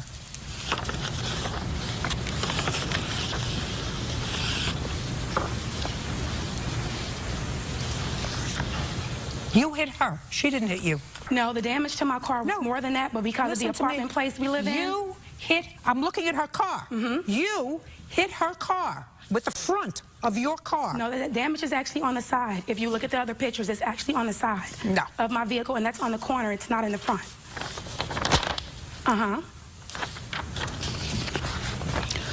Middle of her car. Where is that? Front Because I didn't of hit your car. I didn't hit the middle of her car. I hit the front of her passenger side. Perfect. That's exactly what I said. No, I'm not saying that I hit her. What I'm saying is that's where our cars collided. Listen, Miss Cross. Yes? I know exactly what happened, and you had no insurance. Did you ask her to report the accident a couple of days later so that you could have your insurance reinstated? No, I did not. You didn't? And it wasn't because I didn't have insurance. At the time, I didn't know that it had lapsed until I called to talk to my insurance company, and then that's when they told me. I immediately reinstated my insurance. Go I did ahead, not Miss hit her Coley. car. She hit me. Go ahead, Miss Your Honor, Coley. No, you hit her. That's why we're here, for me to make that decision. I can see from the pictures you hit her. I don't see how you get that from the pictures. Listen, you want to look at them? You can. But that's what my job is, to look at it, to look at that, to listen to the story, and to make a judgment as to whether or not you were trying to get around her because you were trying to exit and she was trying to park. I don't think you were trying to get her parking space. I don't think that that's what you were trying to do. I think that No, you... I don't even live over that area. Only one attitude here, and that's mine. Judge Judy continues in a moment. Want justice? Go to judgejudy.com or call 1-888-800-JUDY. Miss Cross, you weren't trying to get her parking space. You were probably trying to exit. But you hit her car because you couldn't wait an extra 2 seconds for her to pull into the spot. No, I could have waited. She turned left with no Listen to me. You can't talk over me. No, I can't. That's what the pictures show, that you hit her car. That's what the damage to her car show, that you hit her car. That's what the damage on your car shows, that it was the front of your car that hit her car. It's exactly what she describes in here, that you went around her. How did I go around her if she turned to the left? Okay, can I see your estimate, please? That's the actual estimate right there.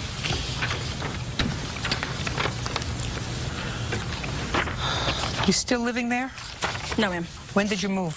I moved at the beginning of April. Was your lease up? No, ma'am. Why did you move? I moved because I had 2 jobs. I lost my main job because of the fact they shut down, so I moved back in with my parents. Judgment for the plaintiff in the amount of $1,954. You count the claims dismissed. Parties are excused. You may step out. Judge Judy continues in a moment. And on the next Judge Judy. Now, that's case number 109 on the calendar, the matter of Harris versus Harris. Thank you. You're welcome, Judge. Parties have been sworn in. You may be seated. Ma'am, have a seat. Mr. Harris, this is your former wife. How long were you married? 10 years. From when to when?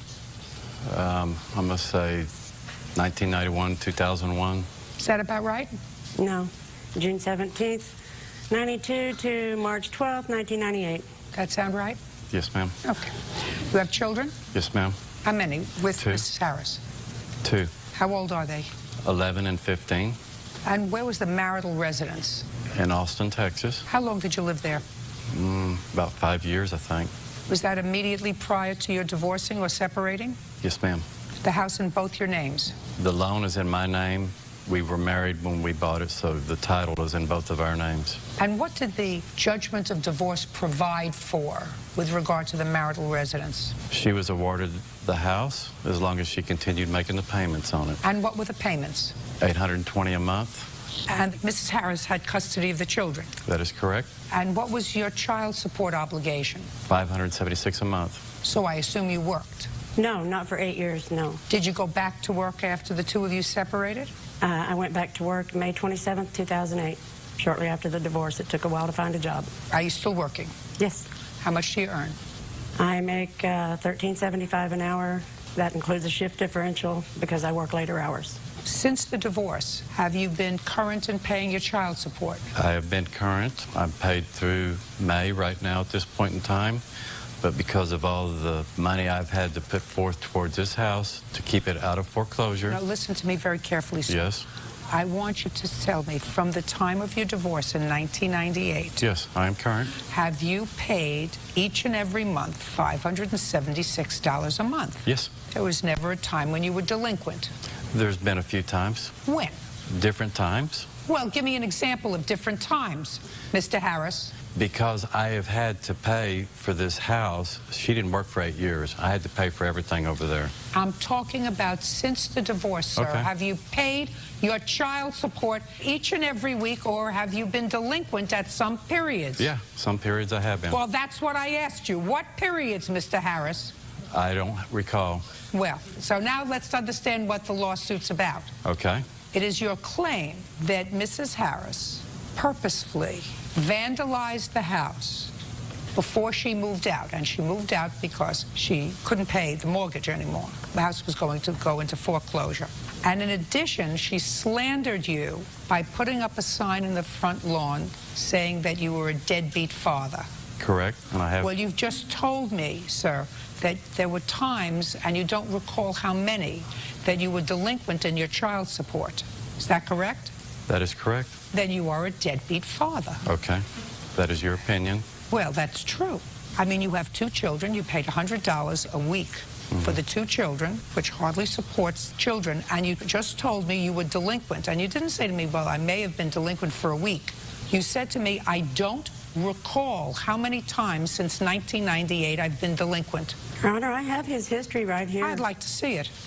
This is what I've gotten since the history was printed out and mailed to me. This shows from when he started to March the 1st. I just want the printout. Okay. It shows that he fell behind, started falling behind and having problems in mid-09, the same time that the car I got in the divorce threw a rod, and I had to go buy a new vehicle so I could keep my job. What does that have to do with It just has to do with if he had been paying in full on time, I could have squeaked by and wouldn't have had to fall behind in my payments and still been able to pay the bills and take care of the kids and pay for their lunches. And here I have where he's taken me to court on July the 8th to reduce the amount that he's paying me because he doesn't work. Yes, I mean, anybody that thinks being a real estate agent in this economy is gainful employment, then you're delusional. I make over $50,000 at different times, at different years. When you made over $50,000, sir, did you give her extra money? I've been paying every bill over there for the last 8 years before the divorce and helping out during the divorce. Every stick of furniture she owns, I bought. Every appliance, I bought. So I am not a deadbeat. Well, you are. Well, sir, I bought everything over there. You are if a court ordered you to pay $576 a month and you failed to pay it. That's why there's a court order for a reduction in child support, because the economy has changed. Get a job. Just a second. I'm not talking about 2010, sir. I'm talking about when the house went into a delinquency. Due to her not paying? You weren't paying. That was her obligation. No. Yes. No, Mr. Harris. It's a domino effect, Mr. Harris. She's living there. Hey. Not anymore. This the new wife? Yes. You moved back into the house? To save it from foreclosure. You moved back into the house. To save it, she went 7 months without making a payment. You moved back into the house. 7 months without a payment. You moved back into the house. That's right. To save it from foreclosure. With a house that was given to her and the children. We agreed to sell it. Sorry. Judge Judy continues in a moment. Stand Stand up. I just want to hear what you just said to me. Child support is support. It's aid. It's not wage replacement. I was a family court judge for 25 years. You telling me what child support is? And later today, Some things I believe you say and some things I don't. This I happen to believe, Mr. DeVito. See how fair I am? Yeah. It's my middle name. Justice and fair and kind. Leslie Harris damaged their home before she moved out and placed defamatory signs on their front lawn. Mr. Harris, let me put it to you this way. If you had come to me and said to me, I was charged with sending my children $576 a month. I faithfully sent my children $576 a month. Despite that, she failed to pay the mortgage. That is correct. Well, you show me, sir, that you made each and every payment of the $576 a month. I've caught up. No, you're behind May and June right now. Just a second. June is not behind. Just a second. When did you catch up? I've been paying all along. I asked you before, Mr. Harris. Yes. During what periods of time were you not paying $576 a month? When I have to wait for a closing, I do not get paid weekly. Okay. Now, I'm when not a you W-2 had to wait employee. for a closing, That's right. when you had to wait for a closing, so you weren't sending the money to your children, and she, therefore, wasn't sending a payment to the bank, No. whose responsibility is that? The bank started way before that. She blew the money she had that she was supposed to be making the mortgage with. Child And support is support, not wage replacement. Stand up. I just want to hear what you just said to me. Child support is support. It's aid. It's not wage replacement. I was a single mom. I received child support beforehand. I was a family court judge for 25 years. You telling me what child support is? Child support pays for piece of the rent, piece of the utilities, part of the cable, part of the food, part of the water bill. There were 3 people living in that house. 2 of them remain half his responsibility. Right. Good, sit. He just quit. Child support is not aid. Your Honor, he just paid March and April and May. Would you just do me a favor?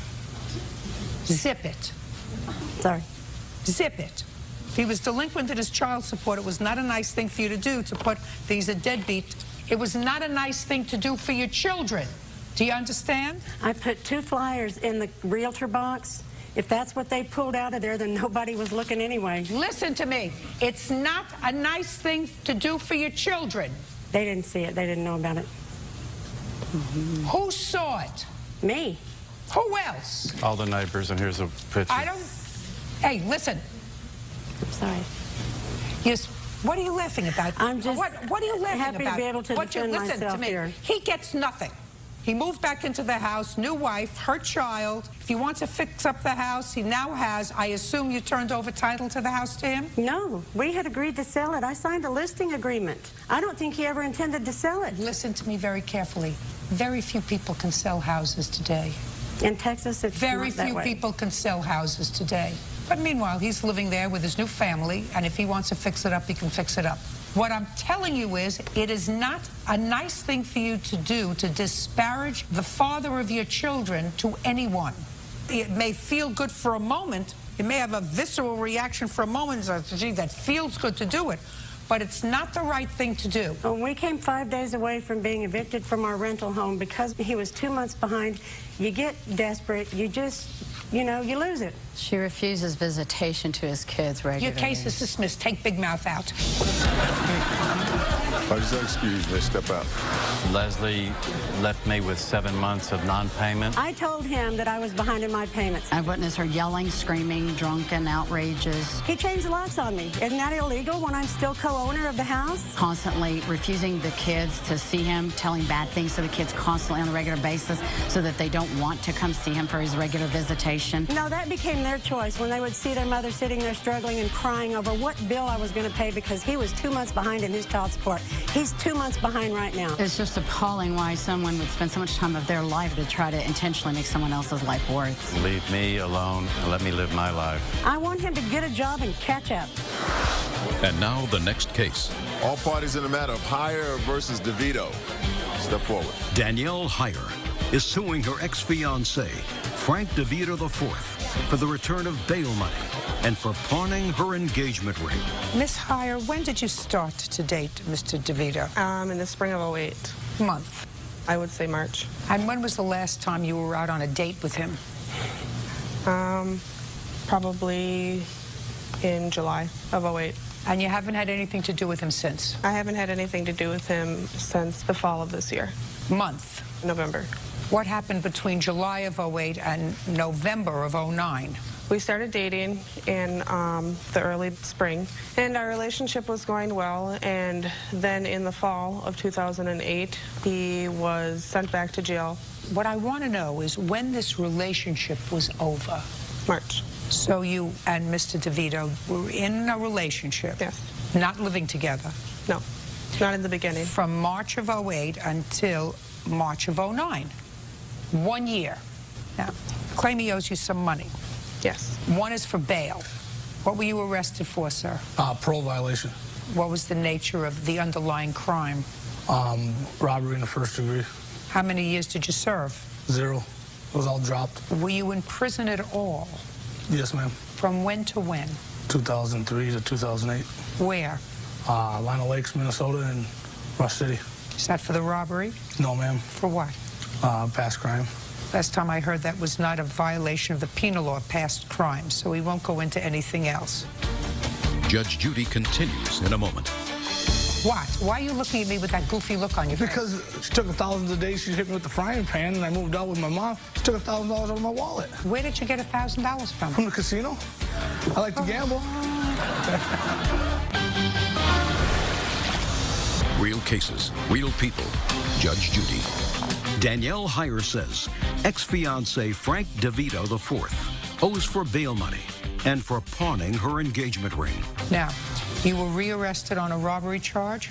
Yes, ma'am. When? September 27th, I believe it was. 27th or 28th, dealing with my children's mother. Did Miss Heyer post any part of your bail?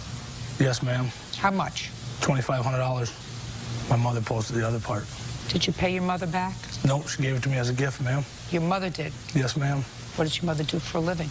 She runs a bowling alley. She's a general manager of 3 bowling centers. She's been doing that for a long time? No, ma'am. How long? 8 years.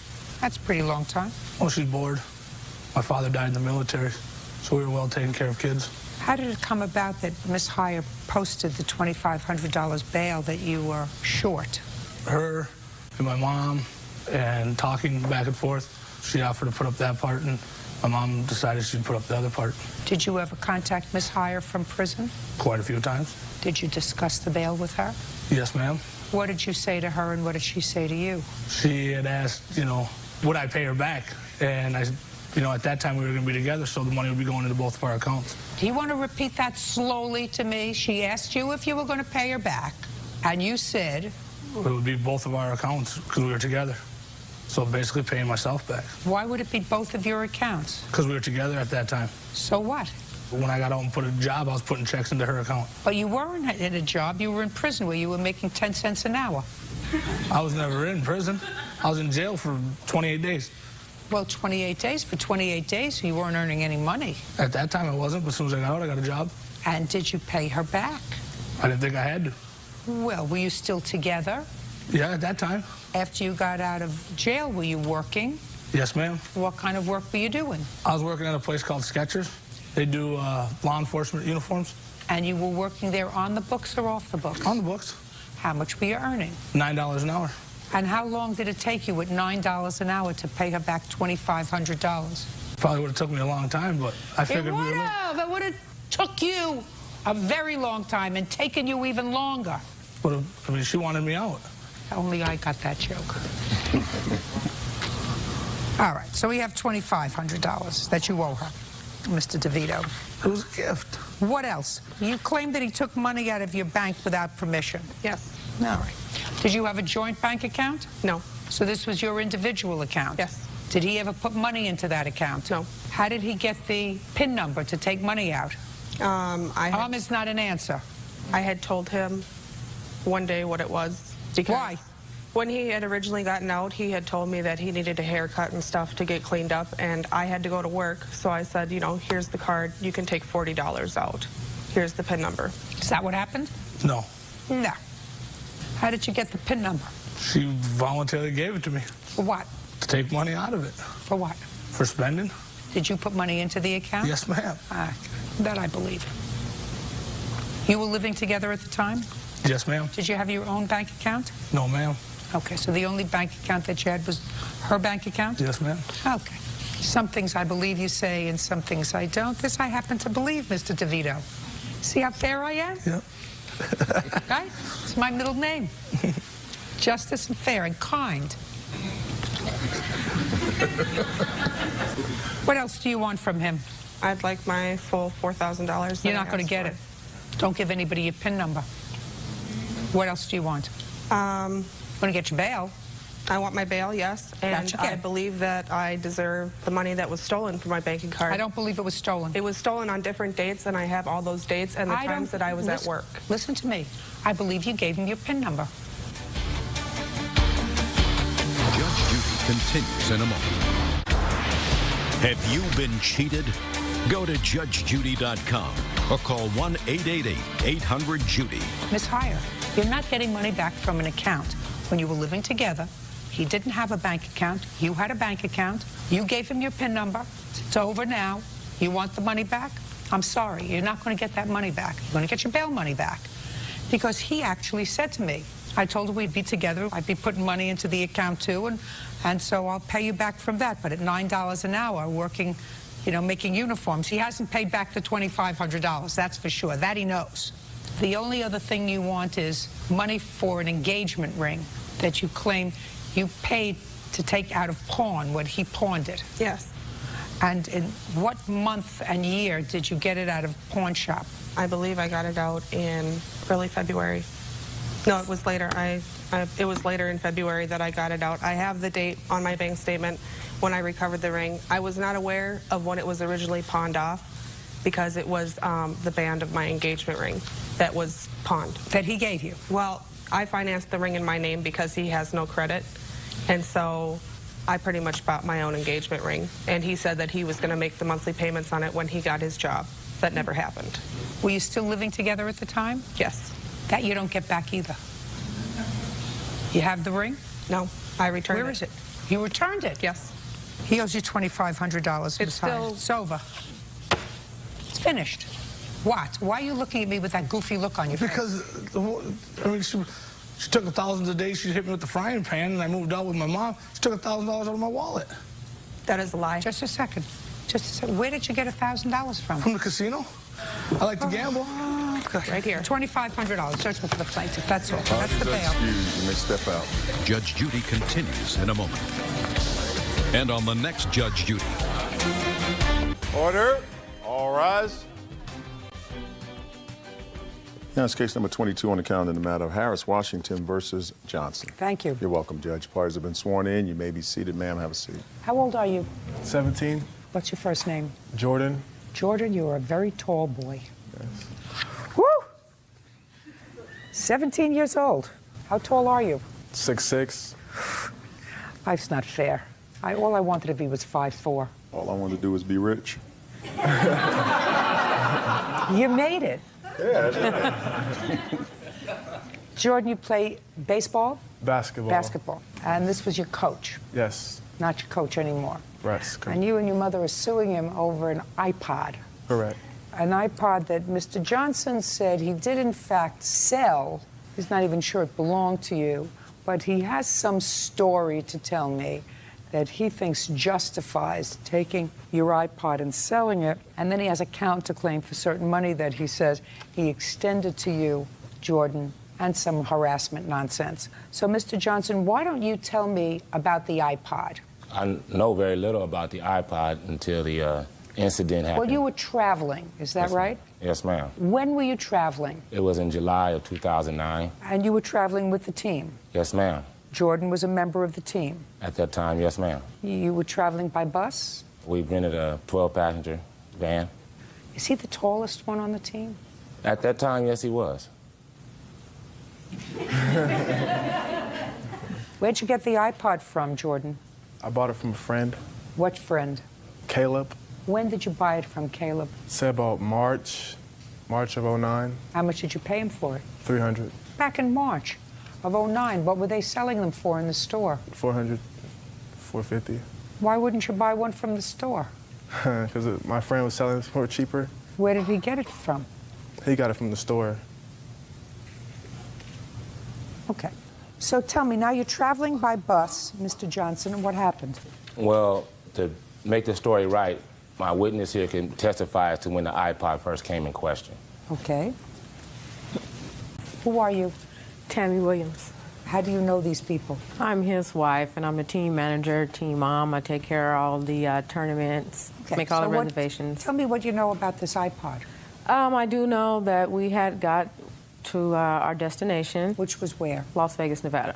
And Jordan approached me and told me that his iPod was missing. I told him, did you check your bag good enough? And Jordan said he did and he couldn't find it. Told him, go check the van. He said, well, maybe someone took it. And I told him, no one took it. So let everyone get their stuff out the van first, go back and search the van. It's probably in the van. After that, I didn't hear anything about it until a couple days later. That time I had assumed that Jordan had found it because he never mentioned it anymore. Okay. Then you can pick it up, Mr. Johnson. Well, I was made aware of an incident concerning a player having money stolen from him. And so we decided to have a team meeting to try to get to the bottom of what was going on. And during that meeting, it was discovered, which he later admitted to, that Jordan was the perpetrator of stealing the $20 from the other teammate. Well, tell me what Jordan said to you at that meeting. At the initial meeting, when we had everybody, we called it kind of holding court. And so when I confronted Jordan, it was laughed off at like it was a prank. So at that time, I was like, man, give him his money back and be done with it. And that was the last I heard Jordan, at that time. is that correct? That's incorrect. Tell me about the $20. Okay. Don't look up there. Up there's not going to help you. Okay. After my iPod was missing for about 2 days, I was upset, and I seen a wallet on the bed, and I looked in it, and there's some money in there. I was upset about the iPod, so I just took I took $20 out of the iPod. I mean, out of the wallet. Out of one of your teammates' wallets? Yes, it was just sitting there. I don't care if it was sitting there or doing a jig. You stole $20 out of his wallet. Okay. So, Mr. Johnson, you gave the player the $20? Actually, my wife gave the player the $20. He had been given the opportunity to return that money earlier in the day, and he never would do that. He told me he had left the money in his bag in the room, and I told him I would be going in his bag to retrieve the money to give it back to the player. When I got to the room, there was no money in the bag. So I had to wait till for Jordan to come back from sightseeing to once again have the team meeting again and confront him about the $20. And what happened at that meeting? This is when his whole attitude really flipped on me. He, matter of fact, told me that he had no intentions of returning the money. And I was kind of thrown aback, and I asked him, well, why? What's going on? Why would you take your teammate's money? And he said, well, somebody stole my iPod. And I said, Jordan, nobody stole your iPod. I said, I got 12 teenagers pretty much living out of a 12-passenger van. The van is a mess. Did you go down there and search it? He said, no. I said, I'll tell you what, I am going to sleep. I'm tired. I've been coaching all day. I've been driving most of the time. I'm tired. You have till I wake up the next morning to go clean the van out to go get your iPod. If I get down there the next morning and I find that iPod, it belongs to me now because I had to pay the kid the $20 to keep the peace. And I basically told him he sold his iPod for $20. So you said, I returned the $20 that you stole to the young man. If I go down and find your iPod, the iPod belongs to me. Yes, ma'am. And you went down, and lo and behold, what'd you find in the van? First thing, when I opened the door, I looked under the seat where he was sitting, and there's a beautiful iPod sitting right under the seat where he was sitting at. So what'd you do with it? I walked up to the room, pretty upset still. I'm a coach. I get kind of animated. And I told him, I said, look, you got to the next morning when we get back home in Bakersfield. Bring me my $20. Other iPod is mine, and I'll do with it whatever I want to. Judge Judy continues in a moment. Would you think if you saw a wallet sitting over there, you had the right to go into a wallet and take money? No. Of course not. Where do you think he gets that from?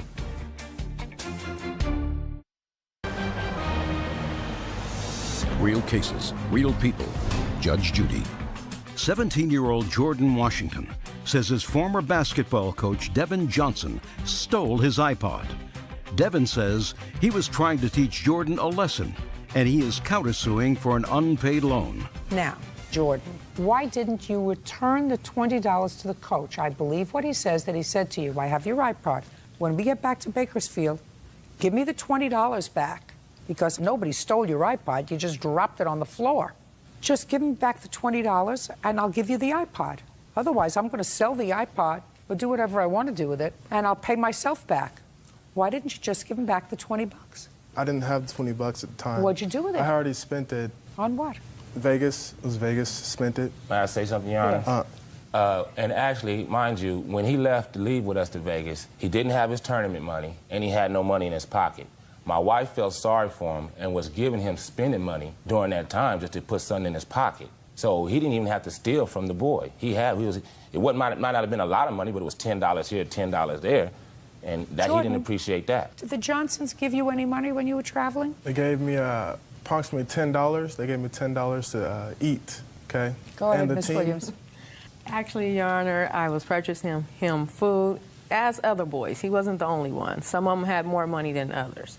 When they wanted to go sightsee, I gave him money. I gave that day, over the time, I gave over a couple $100s. I'm giving 10 here, 15 here, and buying their meals. You have some source of revenue from this team? No. No, actually, Your Honor, it's just a neighborhood traveling team. I just started to try to help at-risk kids in our community. How is it funded? By car washes, and then whatever we don't make up on car wash, we've split amongst the kids, and they have to come up with $20, $25, whatever to travel. Well, how do you get the van? The van is more than $20, $25. Through car washes, we kick in some money. You know, we just do what's necessary. Actually, Your Honor, I have a little article and some stuff that has, to show that we've been doing it for 8 years now. We're very serious about trying to make a difference. How long were you on the team, Jordan? I say about 3 months. How long were the other kids on the team? Since they were young, childhood. What? When Jordan told me what had happened, Jordan, I, and a friend had met with Mr. Johnson at the park. We waited till he finished Little League football. He was coaching. And I talked to him about the iPod. He told me what had happened. And he never once brought up that Jordan owed him any money. I asked him for the iPod back. He said that he had sold it. I said, well, you're either going to have to give him the iPod back or the money. And he just basically said, take him to court. And he went on and on about street justice, and I'm from the hood, and this is how we deal with that. And I said, I don't care where you're from. Legally, you're not supposed to hold somebody's property in payment of anything. You're right. Excuse me, Now, just a second. You're right. But what I want to know, Ms. Harris, is what did you do and say to your son with regard to stealing this boy's money because he was angry? I told Jordan he was wrong and he was going to have to accept responsibility. Did he give the money back? And no money was ever mentioned to me. Listen to me. You didn't hear my question, Miss Harris. Did he give the money back? Did he give the money back to the boy who he stole it from? No, he didn't. Well, you come back to me, Miss Harris, when your son gives back the 20 bucks to the boy who he stole from.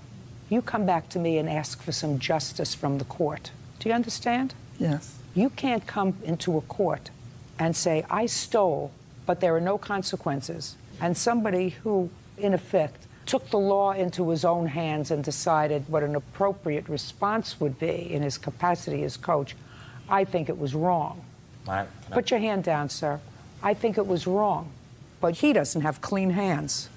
He sort of thinks it was okay because he thought somebody stole his iPod. It was okay for him to steal out of somebody's wallet. Would you think if you saw a wallet sitting over there, you had the right to go into a wallet and take money? No. Of course not. Where do you think he gets that from? He basically was trying to get the iPod back. No. That had nothing to do with it. You're making excuses for him, Miss Harris. That's an excuse. He just said to me he was mad because he thought somebody stole his iPod, so he was going to steal somebody's money. Yes. There were 12 people. I mean, more likely than not, he lost it rather than somebody stealing it. As it happened, that's what happened. He lost it. He found it, but he didn't even bother to look for it. Wasn't right under his nose, so he assumed somebody stole it. But that doesn't give him the right to go and steal somebody's money. So you come to me after your son pays back the $20 to the boy who he stole from. Then I'm going to entertain his case for the return of his iPod. You understand each other, Jordan? Yes. Perfect. How long ago did you steal this money? It was during the trip, July 7th. You've had almost a year to return the money. The boy and I made arrangements. To what? To where I would have to, help him with his homework. I go to the same high school as he do. And? He struggles in a subject, and I help him, and the debt is already paid off. Instead of paying him $20, I helped him on his homework. Why didn't you pay him back his $20 and help him with his homework anyway? Your Honor, I find it real funny that he says he helped this man with his homework. Jordan has been in 5 schools in the last 4 years because of academic and failing grades. Caleb is a top-notch student. There's no way this young man is going to help that kid with his homework. He's 50 credits behind in school. I tried to help him out with coaching my football team to earn 10 more credits. He didn't complete that. Does that sound right, Mr. Washington? That's not true. What subjects were you helping Caleb in? Algebra, math. Algebra is math. Yes.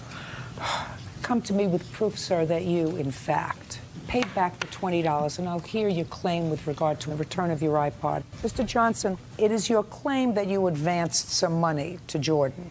Yes, Your Honor. You can't create a debt with a minor. I understand that, Your Honor, but... Unless his mother agreed to repay you. Can I tell you how that came about? Absolutely.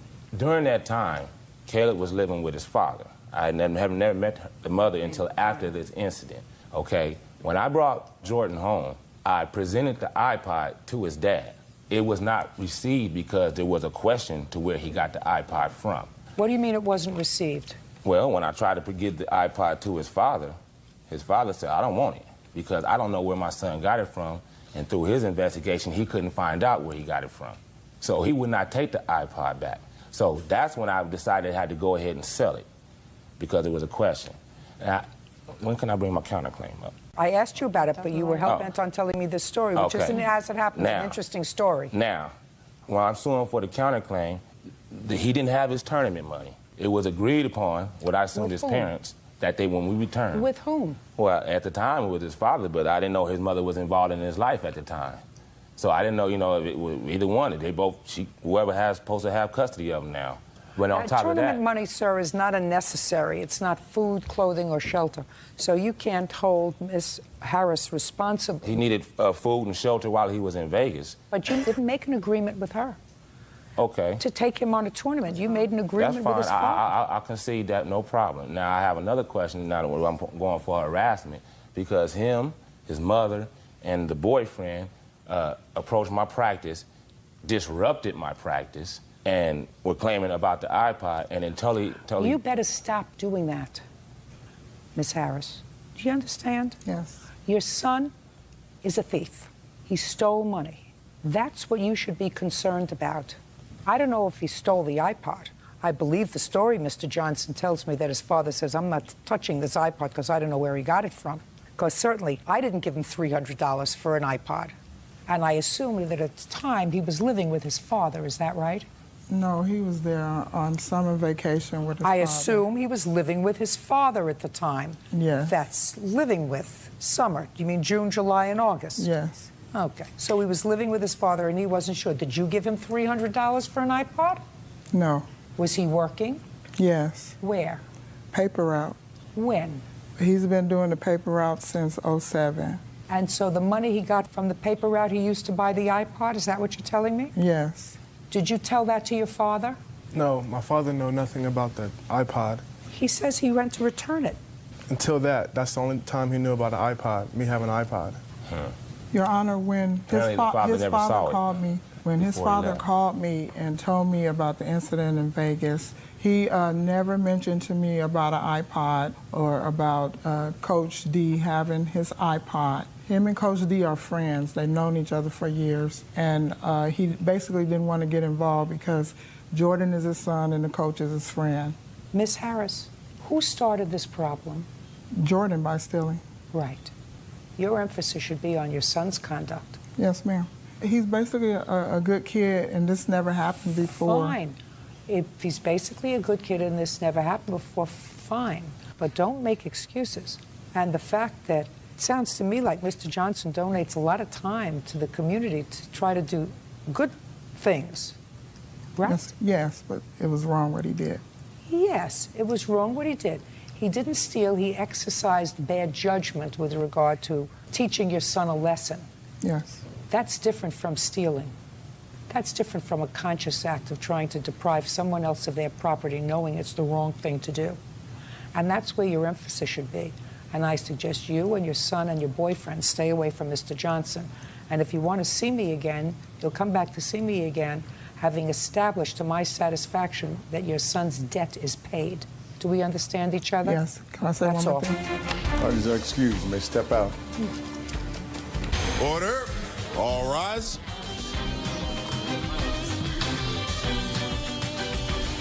Yeah, that's case number 21 on, case number 121 on the calendar in the matter of Boer versus Reese. Thank you. You're welcome, Judge. Parties have been sworn in. You may be seated.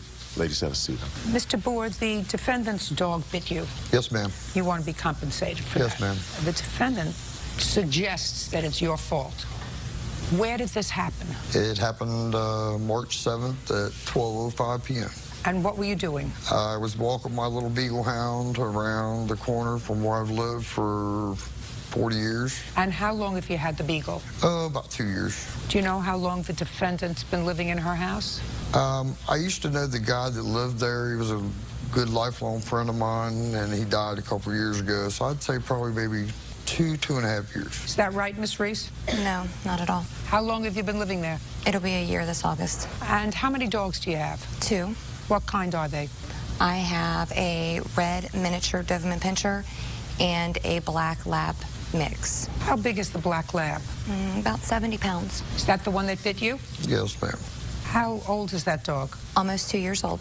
Dog was in your fenced yard? Yes, ma'am. How could it bite the defendant if it was in your fenced yard? Because he stood at the end of my driveway like he's done on several times with his little dog, taunting them. How could he bite him if he was in your fenced yard? He cleared the fence and went after him. Your dog jumped over the fence? Yes, ma'am. How many times in the past has your dog jumped the fence? Never. Was the fence installed by you? No, ma'am. It came with the house. I have a steel locking cable on it and a sign that says beware of dog. I also have a sign on my front porch that says no trespassing. Well, you're not suggesting that Mr. Boer was on your porch? No, not at all. But I've had to, when I last August, I acquired the house on the 12th. And a few days after that, approximately around the 19th, Mr. Boer here was in my front yard to the left. There's a big tree, and he was doing drugs. And I asked him to stay away from my property. Several times I've had to ask him to stay away from my property. I want you to tell me exactly, Miss Reese, what you claim he was doing standing near your tree. And I want you to tell me so that a person of my limited intellect will believe you. He had a pipe in his hand, a little silver pipe approximately 2 inches long with a lighter, and he was smoking it. You're holler, I don't do drugs. Mr. Boer, I want to ask you a couple of questions. Yes, ma'am. Because I'm trying to figure out who she is. Are you still employed, sir? Yes. What kind of work do you do? I'm a machinist. Do you work for someone? Yes, I work for On-Site Welding Company. We do machining, fabrication. And how long have you worked for them? 17 years. Who is this lady? This is my mom. Does she live in the house? Yes. How many people live in your house? 2. Just you and your mother? Yes. What do you do for a living, Miss Reese? I clean houses. For your own company? For myself, yes, independently. And who else lives in your house with you? My 3 daughters, my fiance, my father, and my 18-year-old brother, who I've had for a few years now. And how big is the house? It's 2 bedrooms on the main level, loft, and a refurbished basement. Do you have a picture of your dog? I do. I'd like to see it. Would you like all of them? I have several of the house and the dog. I could look at it. There you go.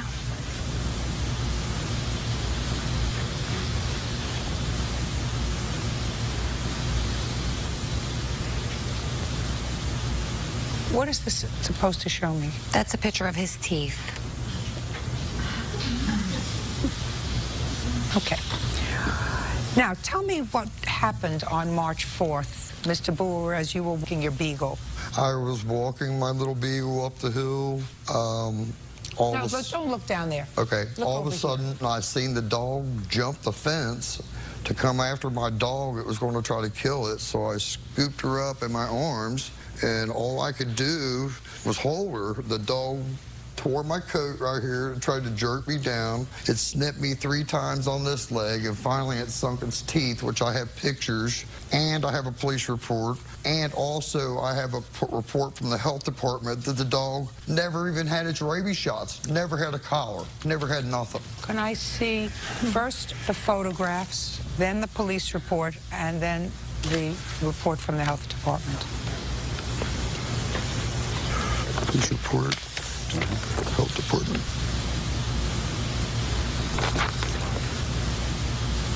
And by the way, the dog, to my knowledge, is half pit bull and half chow. I actually know some people that she got the dog from. Listen to me. Okay, I'm sorry. Don't give me hearsay information. Okay. Unless you have proof that that's the kind of dog it is. I have proof of what kind of dog it is, Your Honor. From the place you bought it?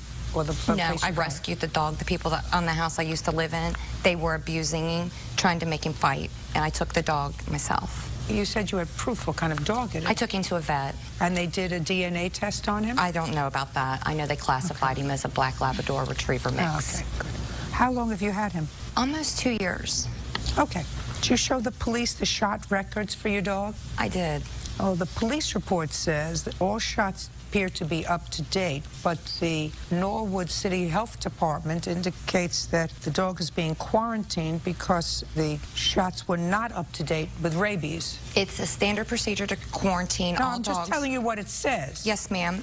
It was the time for me to go and get him his new shots. So the answer is it wasn't up to date. No, which is why he was due 3 days after this incident, and I couldn't take him because they quarantined him. I had to wait for the quarantine to be over. Who was home when this incident took place? Myself, my 3 daughters, my daughter's boyfriend. Were you at home? Yes, ma'am. Stand up. Tell me your name. Charlotte Rook. How old are you? 17. Go to school?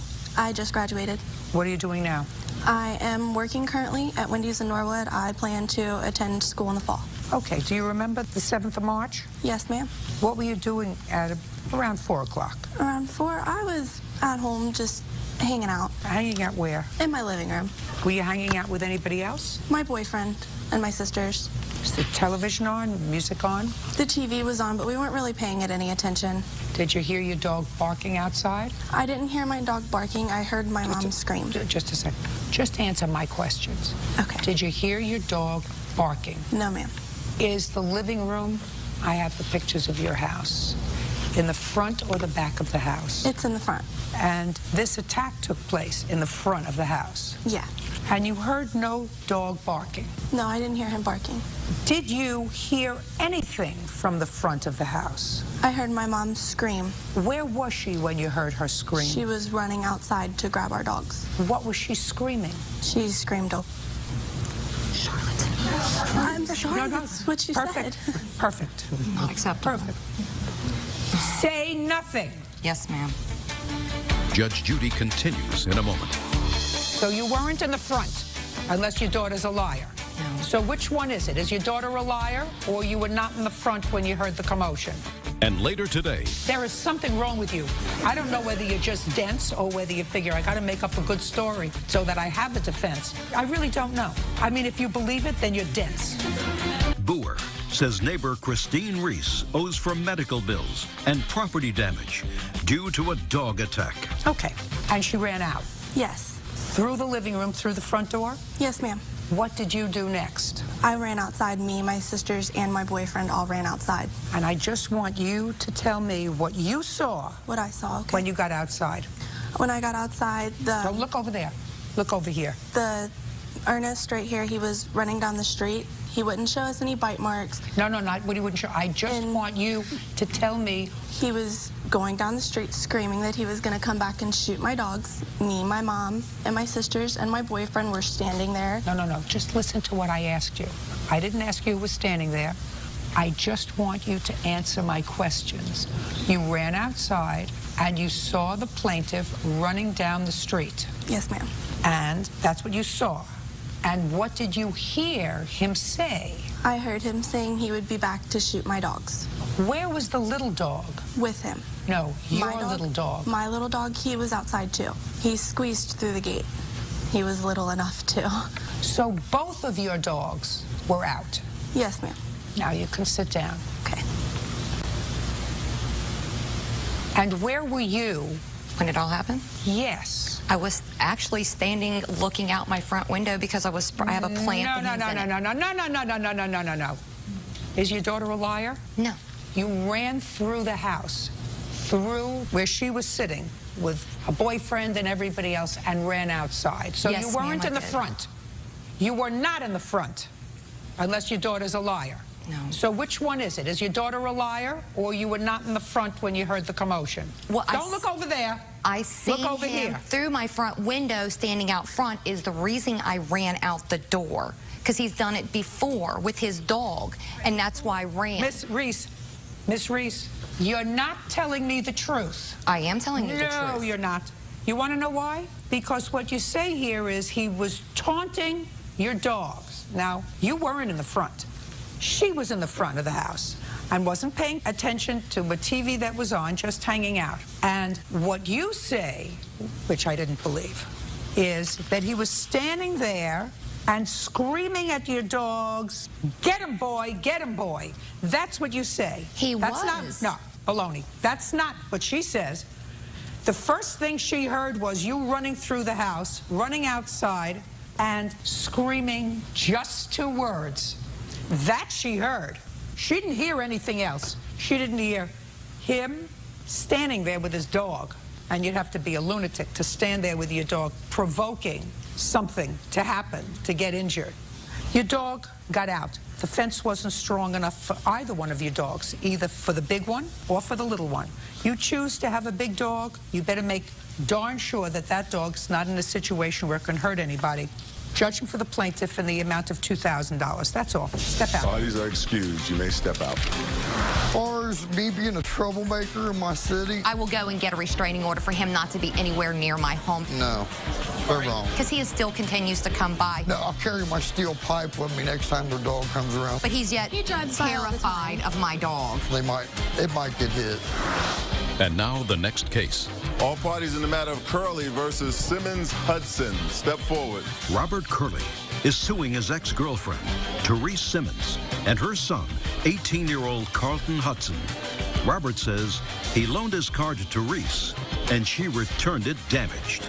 Mr. Curley, you and Miss Simmons were in a relationship for a period of time. This is her son. Is Yes, that ma'am. correct? That is correct. And while you were in that relationship, she bought a car. The loan was in your name. That's correct. When you separated and the relationship terminated, you indicated to her that she could keep the car if she made the payments. That is correct. Or she could return it to you, Yes, ma'am. and then you would pay it off. Yes, So ma'am. far, is that correct? That is correct, ma'am. Is that the gist of your arrangement with him? Yes, ma'am. And when were you supposed to return the car to him? By the end of March. Did you make March's payment? No. Why? I returned the car to him on February the 23rd. You returned the car to him on February 23rd. In what condition? My son had actually used the car to go to work, and In what condition? It was wrecked. It was wrecked. When you made the arrangement to return the car to him at the end of March, was the car wrecked? No. So he said, return this perfectly good car to me. I will sell it and either get rid of the loan or I'll take care of it. Yes, ma'am. Or you keep it and make the payments. You made a decision to return it to him. Before you returned it to him, your son wrecked the car. That is correct. And he wants the payoff on the loan. That's what you want. No, Your Honor, actually the loan is for the total payoff on the loan or the vehicle is $8,900. I just wanted to get the money back, being reimbursed for the damages of the car. And how much were the damages? $4,114, Your Honor. Judge Judy continues. You wrecked the car? Yes, ma'am, I did. Why isn't it your responsibility to fix this car? Speak. Real cases, real people. Judge Judy. Robert Curley says 18-year-old Carlton Hudson drove his car without permission and wrecked it. Carlton and his mother claim it's Robert's responsibility to fix the vehicle. Now, who let the insurance lapse on the car? The insurance lapsed on the car. I had liability insurance on the car. Well, you can't have just liability insurance on a car if you have a loan outstanding on a car. You're supposed to have both. That's correct. Why didn't you have both? The car was not in my name. I was only able to carry liability. And Wait, with that's being not true. What do you mean you're only able? You mean you only could afford to carry? That is correct. Well, that's a different story. It's not that you weren't able to get insurance that involved both collision and liability. You chose not to. That is correct. You chose not to. You wrecked the car? Yes, ma'am, I did. And you wrecked the car during a storm? Yes, ma'am, that's correct. And you totaled the other car? Not totaled. It did have some damages to it, which our insurance did take care of. Because your mother had liability insurance. So you explain to me why it's not your responsibility to return to Mr. Curley a car in reasonable condition that just suffered from normal wear and tear, which he should be prepared to accept because that was his arrangement. Why isn't it your responsibility to fix this car? Speak. Your Honor, honestly, I don't think this has anything to do with the car. First of all, I think... No, I don't care what you think. Yes, ma'am. What you think is totally irrelevant to me. Yes, ma'am. You wrecked the car. It's now his responsibility. Right. He doesn't get the same value as he would have before you wrecked the car. Now you explain to me why it's not your responsibility and or your mother's responsibility to make him whole, since it was your fault that this accident happened in the first place. Okay. I was called into work unexpectedly. I don't care. Okay. I don't care. Yes, ma'am. You were driving the car. Your mother chose not to have collision insurance. Her choice. There's only one innocent party. That's him. You explain to me why you shouldn't pay to have the car fixed. Well, he took back the car directly after that, which my mom had already paid $7,000 on. Your mother used the car for how long? 2.5 years. Consider it a really cheap rental. Exactly, Your Honor. No, not exactly. That wasn't your arrangement that you were renting a car from him. Your arrangement was when you finished paying it off, it would be your car. Right. You chose to change the rules. Right. Fine.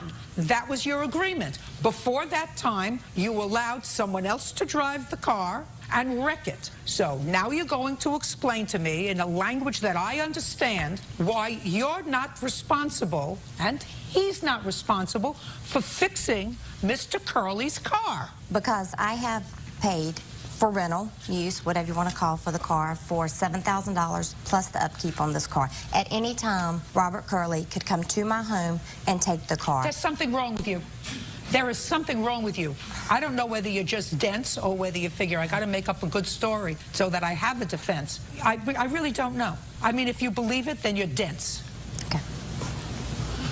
Your son wrecked the car. You chose not to cover his loan by not having full coverage on the car, which you should have had. Then we wouldn't be standing here today. It was your choice. Well, exactly. You just said it, that it was his loan, and if it is his loan, then full coverage insurance should be in his name. You're an idiot. Robert Curley. I'm going to tell you something. I'm telling you something. That is the most idiotic response that I've heard. Are you getting nothing what I'm saying to you? Nothing what I'm saying to you? Judge Judy continues in a moment. Want justice? Go to judgejudy.com or call 1-888-800-JUDY. Now, you knew enough to get liability insurance. Exactly, because he... No. You knew enough to get liability insurance. You chose not to get collision because it was more money. You chose to have liability insurance because, God forbid, you got into an accident with the car. You would be covered. Your home, your job, nobody could get a judgment against you because you had to have liability insurance. And as far as he's concerned, you said, the hell with him. If I get into a car and the car's wrecked, I'm just going to give it back to him like a piece of junk. It's not my responsibility. The car's not in my name. No, loan's not in my name. Listen to me very carefully. You're a very lucky man that it didn't work out. I appreciate that, Your Honor, and I agree. Totally. Very lucky man, because either she, either she's slick or she's dense. Either way, you don't need her. Judgment for the plaintiff in the amount of $41.14. Thank you. Thank you, Your Honor. Parties are excused. You may step out. Judge Judy continues in a moment. And on the next Judge Judy is suing her former friend, 21-year-old Mitchell Ashburn, for the cost to replace her dashboard after his gun discharged in her car. Order. All rise. Yes, case number 135 on the calendar in the matter of McLeary versus Ashburn. Thank you. You're welcome, Judge. Parties have been sworn in. You may be seated. Ma'am, have a seat, please. Miss McLeary, Mr. Ashburn is a friend of yours, I assume. He's still a friend of yours. You claimed that he caused some damage to a car as a result of a gun that he was carrying in the car, shooting into the dashboard accidentally. You want him to pay for the damage. He already paid for the windshield. Yes, Your Honor. Is that what this case is about? Yes, Your Honor. Oh, He's okay. not a friend of mine right now, though. He's an ex-friend. We don't talk. Is anything she said, Mr. Ashburn, not true? I'm asking you, are you still her friend? No, I'm not her friend. When was the last time you spoke to her? Look at me, Mr. Ashburn. When was the last time you spoke to her? Probably sometime in January, I would say. When did you pay for the windshield? When she came and visited me in December. Your Honor. Sorry. Why did you pay for the windshield? I mean, I really didn't want to, but she couldn't make it back home to Richmond if I didn't pay for the windshield. Okay, so she was visiting you. Yes. And you live in Virginia? Yes. And she lives also in Virginia? Yes. How many miles from where you are? About 75. And she came to visit and spend how much time with you? Well, her and her witness came and visited me and my twin brother. Were you dating? Well, we had met them in the club because we were all on Christmas break. Quiet. The weekend before. Yeah. And they just came and visited. You were on a Christmas break from where? A school. What school were you at? I go to Norfolk State University. And the plaintiff, where did she go to school? Virginia Commonwealth University. Now, she came to visit you, and this incident happened in December? Yes. Tell me what happened. Pretty much, we were going into a neighborhood where, I didn't really feel that comfortable, so I brought my weapon. What kind of weapon? Smith & Wesson 40 SW. What is that? And you don't need a license or anything in Virginia to carry that gun? Yes. I mean, you have to register the gun, but I didn't have a concealed weapons license. That's why I had it in the open carry. It had to be visible. And pretty much, we were leaving the party, you know what I'm saying? What do you mean you were leaving? You had been to a party? Yes. And where did you leave the gun when you were at the party? It was on my hip when we were in the party. On your hip? Yes. Well, is that a concealed weapon? No, because I wasn't concealing it because it was in the open carry. I was showing it. You know what I'm saying? Like, I think you kind of get what I'm saying. How many other morons were carrying their guns at a party where everybody was drinking? Why are you laughing? I just want to know why you're laughing. Yeah. What is funny? I guess nothing is funny, Your Honor. Probably no other morons were carrying the weapon, but I decided... Great answer, Mr. Ashburn. But I decided to take my, it was out of my better judgment, I guess. So we were leaving the party, you know what I'm saying? Her and her friend, they had been drinking. So I knew the area, so I decided to drive. So we got in the car, you know what I'm saying? I had put one in the head of the gun, like, just in case. That was also a bad decision. Her and her friend were uncomfortable with that when we got in the car, so they kind of wanted me to clear it. So I was just like, you know what I'm saying, let's just wait until we get to my house. We can handle all that, you know what I'm saying? We were driving, and, like, she was just going in. You know, like, people that have been drinking, they can be kind of abrasive, you know what I'm saying? So I was just like, yo, chill out, Were you drinking? Huh? No. I mean, I wasn't, nah. I mean, I can't really say that what I had drunk had been drinking. I might have had like a beer or two, that was it. I was good to drive, Your Honor. I was better than these two. Take your hands off your hips. Sorry, Your Honor. So at this point, I had took the gun out the house that was laying like right beside me.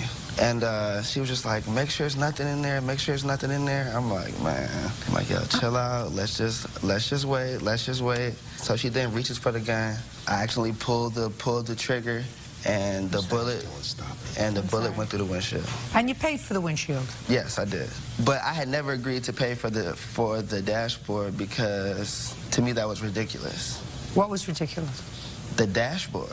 I don't understand. What do you mean it was ridiculous? I mean, like, she wanted me to pay her $850 for it's like this big, like the hole in like the dashboard. I don't understand how that could accumulate to $850. But at the same time, I never went and got an estimate because I wasn't interested in paying for it. I want to see the damage to the dashboard. Here's the car, and here are the damages. Just show me the damage to the dashboard. Okay.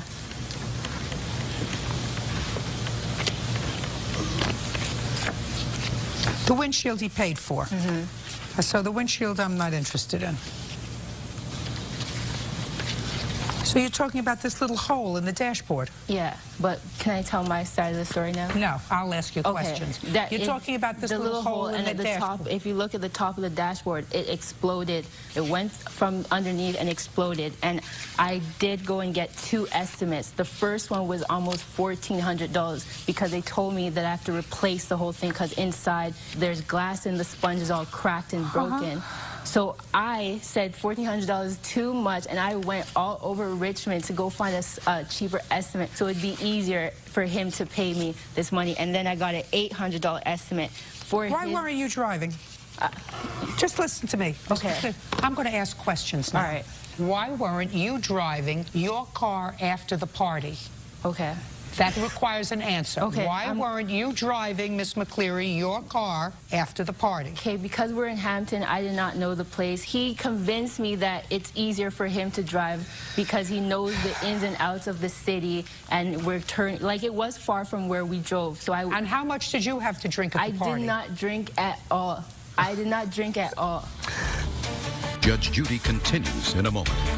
How many times have you gotten into a car with a friend where they put a gun on the console? This is the first time, Your Honor. And you go to college? Yes, Your Honor. Then you don't get into the car. And later today. I didn't understand a lot of this case, and I'm going to figure out what's going on here because a lot of it doesn't sound kosher to me. And if something doesn't sound kosher to me, it usually is because something's not right. Real cases, real people. Judge Judy.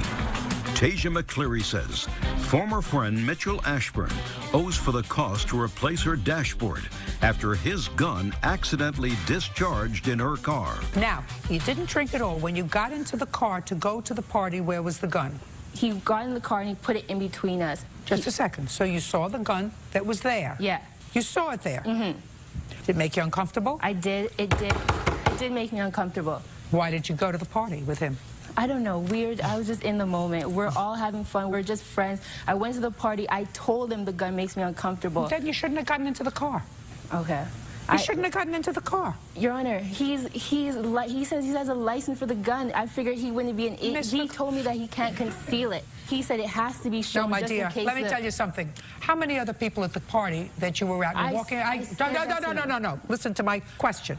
How many other people at the party that you saw were walking around with a gun on their hip? No one else. No one else. This guy. No one else. How many times have you gotten into a car with a friend, male or female, where they put a gun on the console? This is the first time, Your Honor. And you go to college? Yes, Your Honor. Then you don't get into the car? Your Honor, I just trusted him. He said he had a license. He knows how to use it. I said to him, I'm uncomfortable. The whole T, like, moved it. And then, oh my gosh, I was an idiot for trusting him. But I did tell him I was uncomfortable with it. He assured me he knew how to use it. Being uncomfortable with it is not action. Mm-hmm. Being uncomfortable with it says, I'm not getting into a car with you or your gun. Okay. All right. Easy. It's true. That's true. But he was all, this place, trust me, we needed him. Then I'm like, why are we going to a place that you need a gun? Nobody else has a gun. I don't understand. Right, that for sure wouldn't have gotten into a car. Nobody else has a gun. He's like, he has to have Did you get a new windshield? Pardon me? Did you get a new windshield? Yeah, I did. Good. That's what you get. No, that's what you get. He paid for the windshield? Your Honor, yeah, but then he agreed to pay for everything else, though. You take care of the dashboard. dashboard. But he agreed to pay for it. I'm going to show you. He has text messages of agreeing to paying for it. Your Honor, he has text messages agreeing to pay for it. She's a liar. I mean, it came out in court. Oh, my gosh. He texted me saying he's going to pay for it. I never texted her. I haven't talked to her since January. He caught the bullet back, forgetting that he caught the bullet back. She grabbed it, like I said, in court. To prove to me that he didn't do it. It's all how you handle it. And that day, I just made the wrong decision. He pulled the trigger like a jack. They just started panicking, which, I mean, we all started panicking. It was scary. Exactly what she said happened is everything that happened. Luckily, it didn't hit anyone, but we all need to take it as like a lesson learned. As a matter of fact, when he shot the bullet and it went through the dashboard, the shot hit me in my leg. Don't carry a weapon around at the wrong time. And now the next case. All parties in the matter of Melvin versus Melvin step forward. Jennifer Melvin is suing her ex-husband, Larry Melvin, for an unpaid loan to buy a semi-truck. What kind of work do you do, Miss Melvin? Long-haul truck driver? No, I'm looking at her. Say nothing. What kind of work do you do? I'm a driver. A driver for what? Truck driver. How long have you been licensed as a truck driver? Almost 15 years. When were you and Mr. Melvin married, and what month and year? August of '99. And when were you divorced? It was legal in... what year were you divorced? September of '06. And when did you last live together? In '05. What are the names of your children? Austin, Riley, Cameron, and I have a 3-year-old, Gavin. Could you explain something to me? You remember signing this complaint? Yes, ma'am. Could you read it?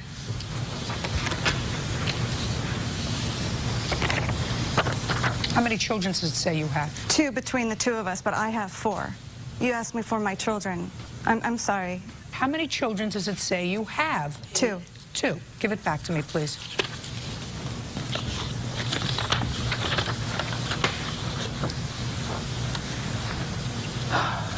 The judgment of divorce states as follows in the first paragraph. The court finds that there are 3 minor children of this marriage, Austin, Riley, and Cameron.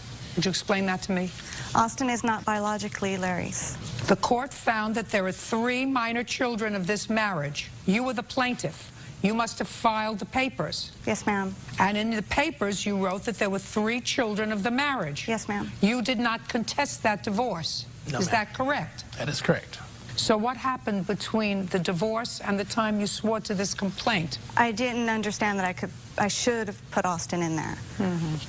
You were a truck driver for 15 years. How long have you been a truck driver, Mr. Melvin? 25. Did you own trucks together with your wife? At one point, yes. What point? Around 04, we bought a truck. And then again in 2006, end of 2006. And that was subsequent to your divorce? Yes. So you were in business together? Somewhat, yes. Don't say somewhat yes. I'm asking you a question. I didn't understand a lot of this case, and I'm going to figure out what's going on here because a lot of it doesn't sound kosher to me. Do you understand? Yes. And if something doesn't sound kosher to me and doesn't look kosher to me, it usually is because something's not right. We understand each other? Yes, ma'am. We understand each other? Yes, ma'am. So you and your husband and then ex-husband were in business together at the time you co-signed for a loan on a truck that you bought together for business in 2006. Is that right? Yes, ma'am. Well, that's not what you say in your complaint. You understand what I'm saying to you? Yes, ma'am. Judge Judy continues in a moment. There was no child support in your judgment of divorce. We had very, very unusual. And it didn't contain child support for a reason. So somebody is going to tell me the reason. Real cases, real people. Judge Judy. Jennifer Melvin says, ex-husband Larry Melvin owes for a loan to buy a semi-truck. Larry is countersuing for the return of the truck in question. All right, so the first thing that you did is you lied in your complaint, which I don't like, because it didn't sound right to me, didn't smell right to me. You know what you wrote in your complaint. That I helped him purchase the vehicle. No. He asked you to help him get a loan for his business. He didn't have good enough credit to do it on his own. Since I wanted him to continue to provide for our 2 children, I agreed to help him get a loan on a semi. But that's not true because you're a truck driver as well, and this was a business that you and your husband were in together.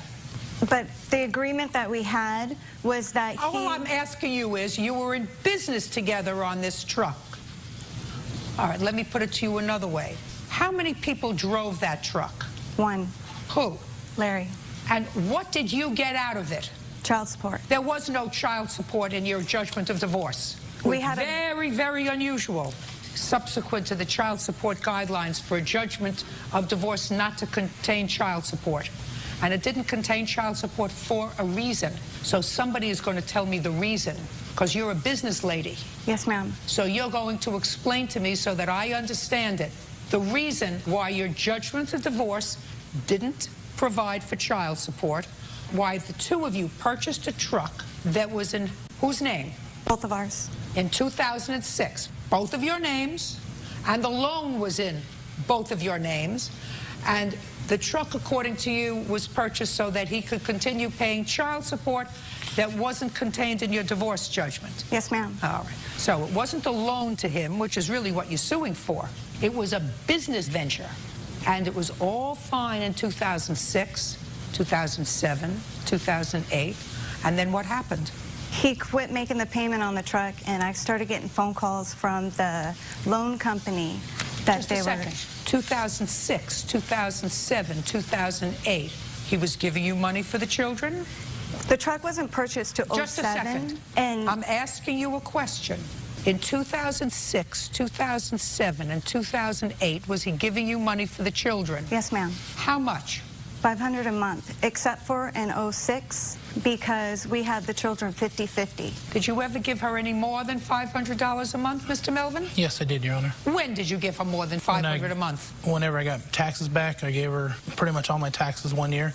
I don't remember what year it was. If she needed something extra, if the kids needed clothes, I'd go purchase them clothes. If she asked for extras when things were good, I would give her the money. No, I don't have any receipts for it. And this was from the trucking business that you were involved in? Correct. Using the truck that the two of you purchased together? Correct.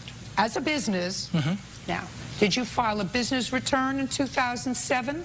Yes. How many people are listed as people involved in your business? Just her and I. Just the two of you? Correct. That's because you were in business together? Correct.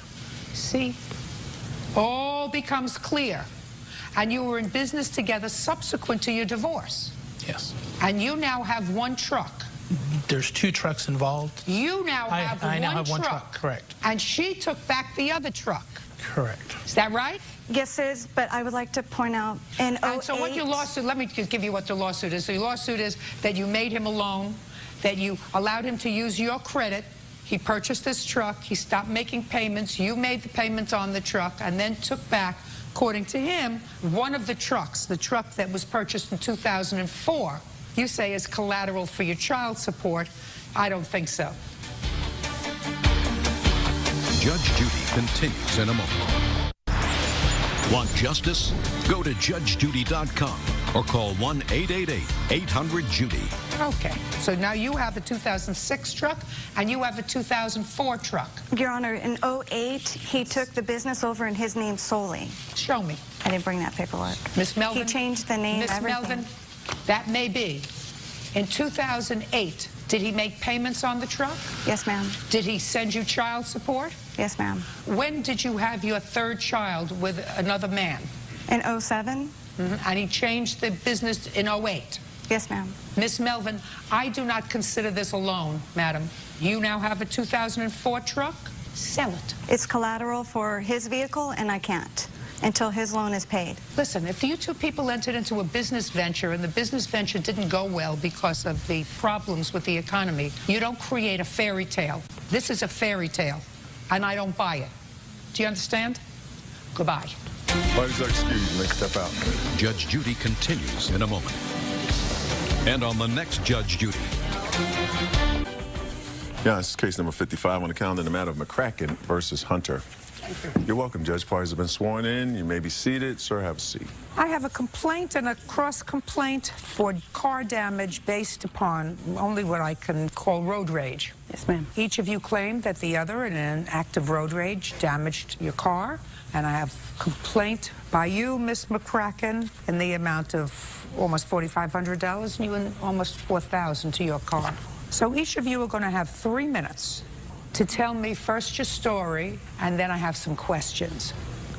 Go. It was on March the 29th at 8 o'clock. I was headed to work, and I was merging onto I-30, and there was 2 lanes that merged into one, and Mr. Hunter cut me off. So I thought, no big deal, because it happens in traffic, and I went on my way, and I went over to the left-hand lane, and he attempted to cut me off again. So I honked my horn, and he flipped me off, and I returned the gesture.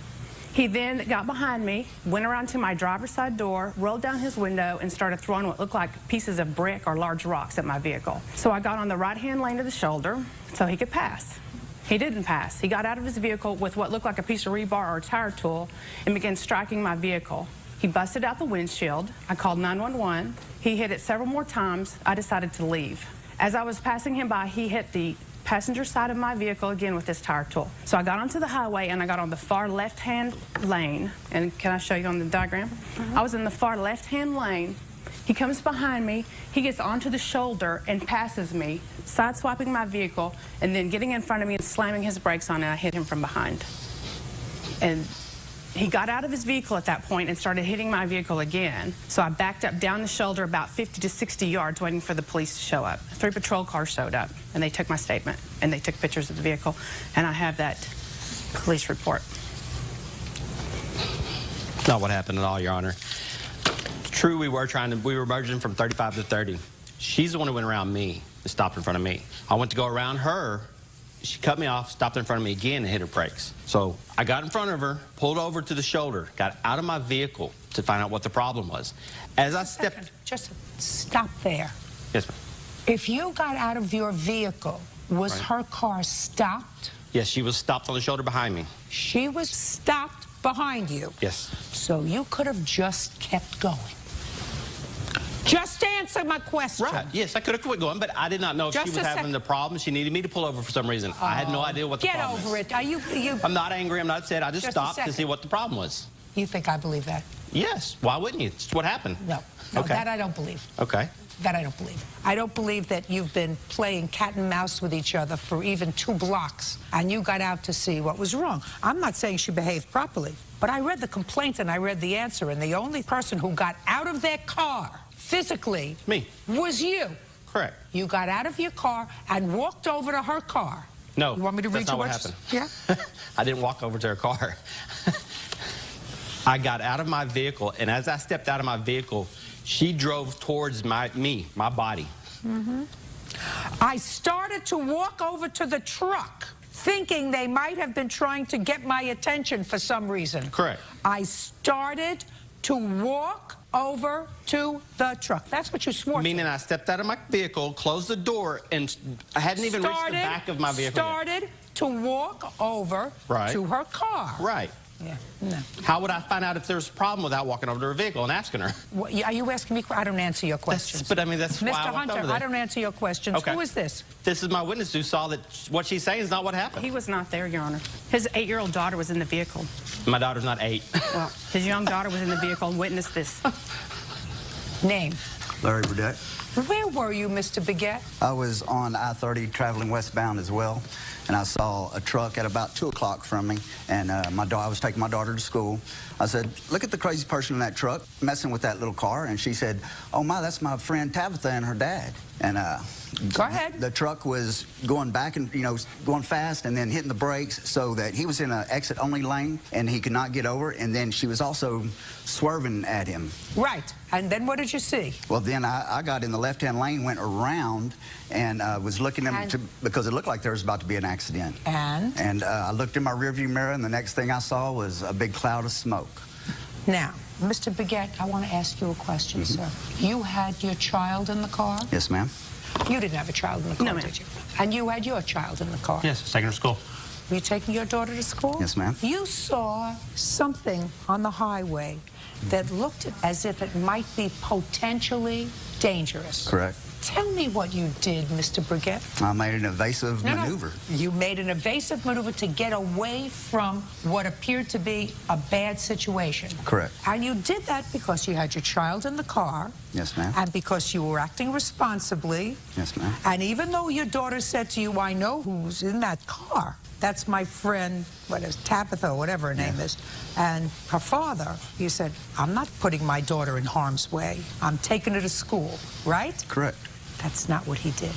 I'm not saying she behaved herself. No question in my mind she did not. Yes, ma'am. What I'm saying is when you have a child in your car, your testosterone is not supposed to get the best of you because you did not stop your car to walk over to us to find out, is there any reason why you were trying to get my attention? There are a lot of things you could have done because Mr. Baguette here, your witness, what are you looking at me for, Goofy?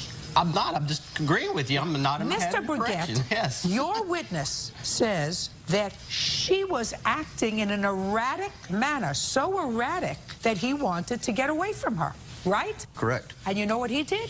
He went over on the shoulder and got out of his car, leaving his child in the car. Does that sound intelligent to you? Well, I don't know what I would have done. I would have been angry if that would have been me as well. But did you stop your car?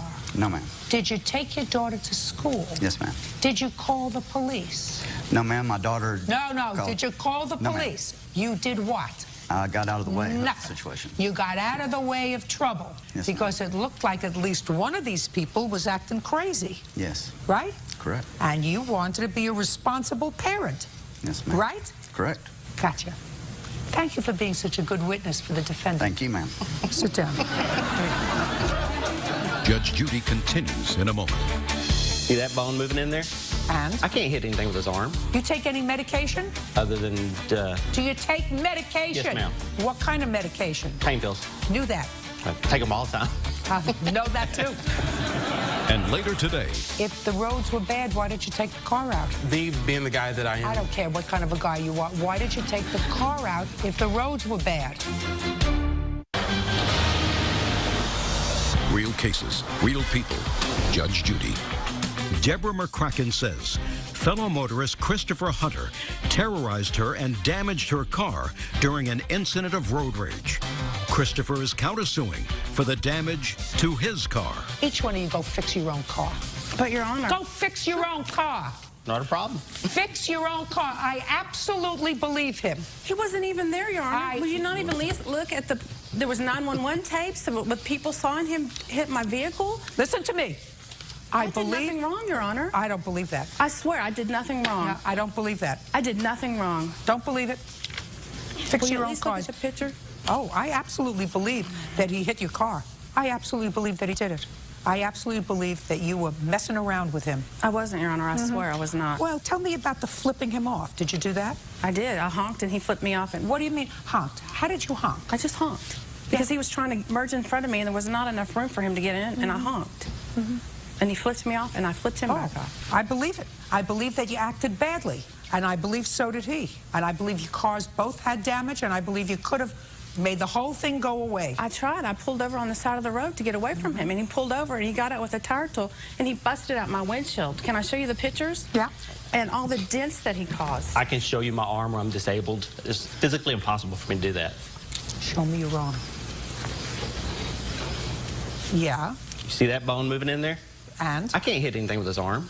Really? Maybe you shouldn't be driving. Maybe I shouldn't, but they hadn't told me. I mean, there's no way I could hit How do you something. earn a living? I'm disabled. What do you mean you're disabled? Disabled. My arm is, didn't you see that? I can't.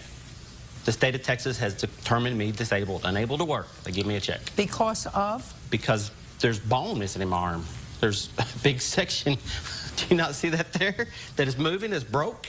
There are people that only have one arm that work. There are people that only have one arm that work. It wasn't my decision. It was the state of Texas. I mean. You mean they came and found you? No, my doctors. You mean my they came doctors. and found? You My mean they doctors came told and me I couldn't found you? work. My What doctors kind of told me. work had you done? Construction. Construction. Yes, physical work. And how old are you? 41. You had to think about that? Yes. You take any medication? Other than Do you take medication? Yes, ma'am. What kind of medication? pain pills. Knew that. I take them all the time. Know that too. State of Texas shouldn't let you drive a car with all this pain medication you're taking. Probably shouldn't. Right, Mr. Burkett? That may be right. Maybe right? Yes, ma'am. I take a whole pain pill a day. How many did you take today? Took one this morning when I got up, just like I do every morning. One pain pill. Supposed to take 2 to 4 every 6 hours. I have pictures too proving that what she's saying there on that little report is false. You have to stop taking so many pain pills, sir. Okay. You have to stop getting high. That's on probably your pain, why she read on me your is because pain I was taking pills. pain pills. You Yeah, have you're to, right. Yeah, you have to You're right. stop. You're absolutely right. Yeah, I know. I'm sorry I was taking pain pills. No, I know. You ruined me. That's what you're saying. I know what I'm saying. Okay. I know exactly what I'm saying. And 10 million people who are watching are right along with me. You know what? You bring me a cup, I'll pee in it right now. You can see how many pain pills I'm taking. State of Texas evidently thinks that there is only one kind of work that you can do when you're 39 years old. How long have you been collecting disability? I'm 41.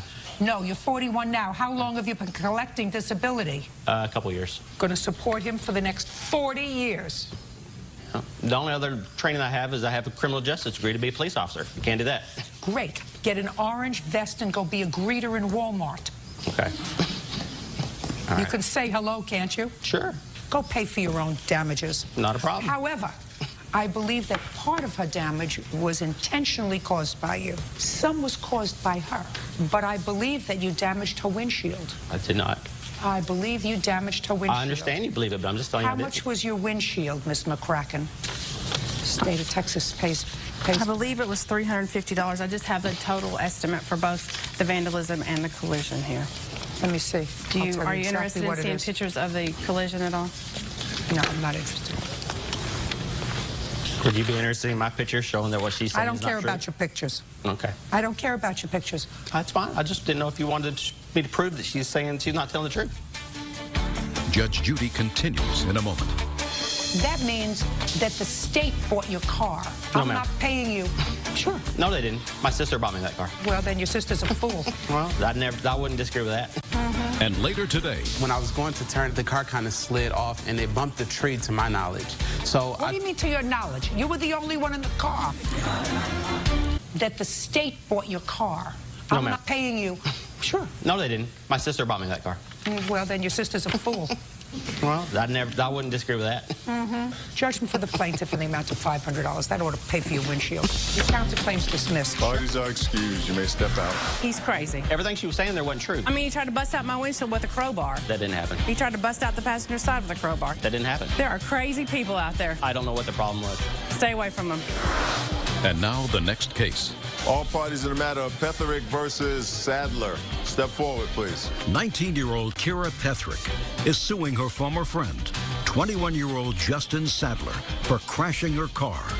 Justin says he was borrowing the car in order to do Kira a favor.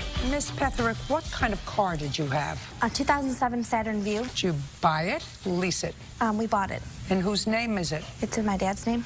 So you don't own it? No.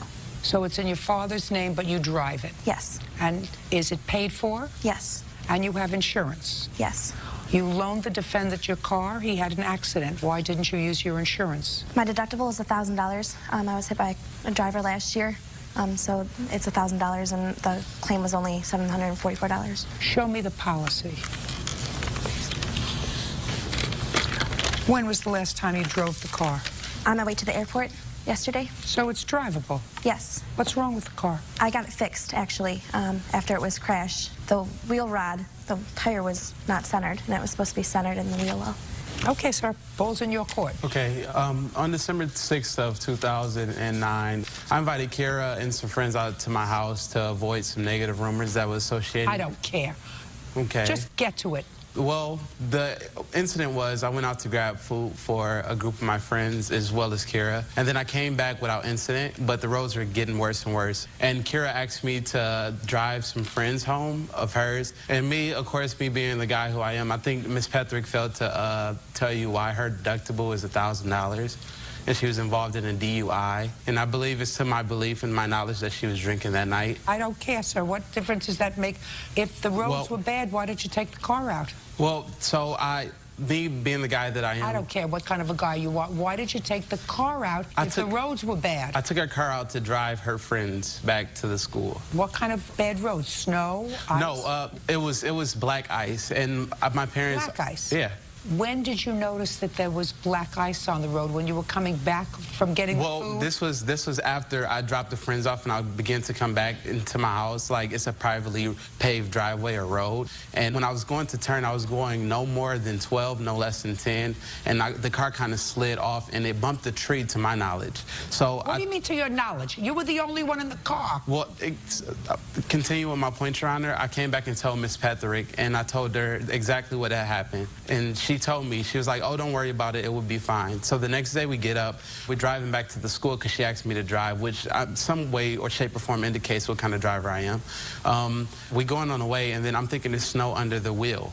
So it wasn't snow. We found out that, in fact, there was a tree stub that pushed the wheel back, and that's how it got the actual incident. And then she told me that she'll cover it, or insurance will cover it, but she couldn't cover it because our deductible was $1,000 and it was only $748. Now, how did your friends get there? Oh, we drove them there. Who's we? Justin and I. Who drove? Justin, because he said that he could drive his driver. No. Responsibility. Take responsibility. Judge Judy continues in a moment. Have you been cheated? Go to judgejudy.com or call 1-888-800-JUDY. You let Justin drive your car to take your friends from school to his house. Yes. And he had, I assume, driven your car before? Yes. And he had not had an accident? No. What school do you go to? Spring Arbor University. And do you get weather forecasts there? Yes. And was the weather forecast for bad weather? Yes. Then why did you leave school? The roads were not bad at the time that we left. When did they start to get bad? When we were at the house. So why didn't your friends stay over? I don't know. I don't know either. They asked Justin they're his friends too, so I was kind of sleeping and he said they want to go back, and I said, well, you can take them back, I'm sleeping. Good, pay for your own car. He's driving your car with your permission. He was taking your friends back to school. Friends could have stayed over in bad weather. You have to have some responsibility. He wasn't driving, according to any information that you have, he wasn't driving negligently. Yes, he was. I have a witness statement from people who actually were in the car when he did crash it. He crashed it on the way to school. I don't take statements of witnesses. Okay. I'll hear a witness if you have a witness. Were you in the car? No, I was not. Then why are you here? Because Justin told Kira that he would pay for it, and... Your Honor, that's a lie. Shh, just a second. Just a second. Do you go to school with her? Yes. Do the other people in the car go to school? Yes. Good. And she should have brought somebody who was in the car with him, not you. Your Honor? I don't want to hear anything else. When you loan somebody your car, especially if they're doing something for you, which is returning your schoolmates to school, you should have said, you can't take my car, the roads are bad. Right? Yes. Good. Pay for the car yourself. Goodbye. Parties are excused when they step out. Judge Judy continues in a moment. And on the next Judge Judy, Steen Leonzel is suing former friend Joshua Cole for stealing her car and crashing it. Joshua claims Christine loaned him the vehicle to make a drug run. Order. All rise. Now, this is case number 47 on the calendar in the matter of Leonzel versus Cole. Thank you. You're welcome, Judge. Parties have been sworn in. You may be seated. Why don't you folks have a seat? Miss Leonzel, how long have you known the defendant? I've known Josh now for about 2 years. How have you known him? He is a friend, or was a friend. He's a friend of my boyfriend's. That's how I met him. And I assume that the person over here is the boyfriend? Correct. Do you live together? Yes, we do. Where? In our house in Anoka. Who else lives there? My 6-year-old handicapped son. And how long has he been your boyfriend? For about 2 years. What does he do for a living? He's a machinist. Does he work full-time? Yes. And what about you? I am unemployed right now looking for work. When was the last time you were employed full-time? 2008. Who pays for the rent on your house? My boyfriend, Cole. Now, it is your claim that the defendant stole your car while he was visiting at your house and crashed it. That's correct. Defendant says that you were all high on controlled substances, and he took the car with actually your permission and at your request to go and buy you drugs. That's what you say? Yes, ma'am. Okay. What kind of drugs do you use, Mr. Cole? Meth. For how long? On and off for probably 15 years now. And what about him? What does he use? He uses meth too. That's how we met. That's how you met? Yep. Where did you meet? At a mutual using friend's place. And what about the plaintiff? Well, I met her through Cole, and first time I met her, that's what we were doing. We were using drugs. All three of us were using together. Where was her son? He wasn't there at the time when we first met. So, but yeah, he lives with her now, or still does. How long has he lived with her? The whole 2 years I've known him. For the 2 years? Yep. But when you first met her, it was in a drug environment? Yep, yeah, he wasn't there. Okay. When did you have this accident with the car? October 21st. Tell me what happened. Well, I was over at Cole and Chrissy's place, and... What time had you gotten there? I say around noon. Cole had picked me up from my apartment. Did you not drive? No, he picked me up. I mean, do you drive? No, I don't have a driver's license. Okay, so he picked you up. You got back to their house at noon. Yep. Go ahead. And I'd been up all night on meth, and Cole and Chrissy wanted to get high, and... Well, when you said Cole and Chrissy wanted to get high, tell me about the discussion that you had with them. Well, they had known I'd been up all night on drugs. The only time that we really ever hung out is when we all used together, and they were fiending to get high, you know, and they asked if I could get any more, and I said, yeah, but I didn't have a vehicle. So Chrissy gave me the permission to use her vehicle to get more drugs. She didn't have any gas in her car, so Cole gave me a stolen license plate to use for a gas and go. And when I was leaving the gas station, I got in a high-speed chase with the cops, which resulted in an accident. They caused me to crash into a guardrail. So I was arrested for felony fleeing, possession of drug paraphernalia, no license, and theft of gas. Is that case still pending? Nope, I've been sentenced. It's all done and over. What's your sentence? I did 210 days in Anoka County Jail. I was sentenced to treatment. I went to a 6-month treatment program at the Salvation Army in Minneapolis. Residential? Yep, inpatient, yep. When did you get out? I'm still in treatment now. But when did you get out of the residential part of the program? Are you still living there? Nope, I'm still living there. How are you doing? Very good. Yep, I brought with me my certificates for my progress in the program. I'd like to see them. Would you return this to him, please? Certainly.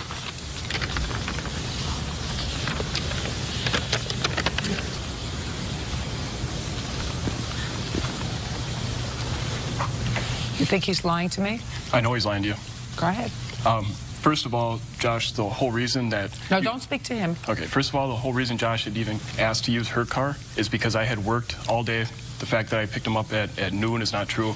I had worked at a place at the time that had 12-hour days scheduled. I probably got to his place maybe about 5 p.m. Did you know that the defendant was a drug abuser? I knew that. We were not using drugs to... Sorry. Did you know the defendant was a drug abuser? Yes, I did. And you knew you didn't have a driver's license? Yes, ma'am. His whole story is a lie. I'm sorry. Has your son always lived with you? Don't look down there. Look at me. Has your son always lived with you? No, he has not. Where had he lived prior to coming back to live with you? His father. Until when? About 2 years ago, when I became sober. Sober from what? Using street drugs. So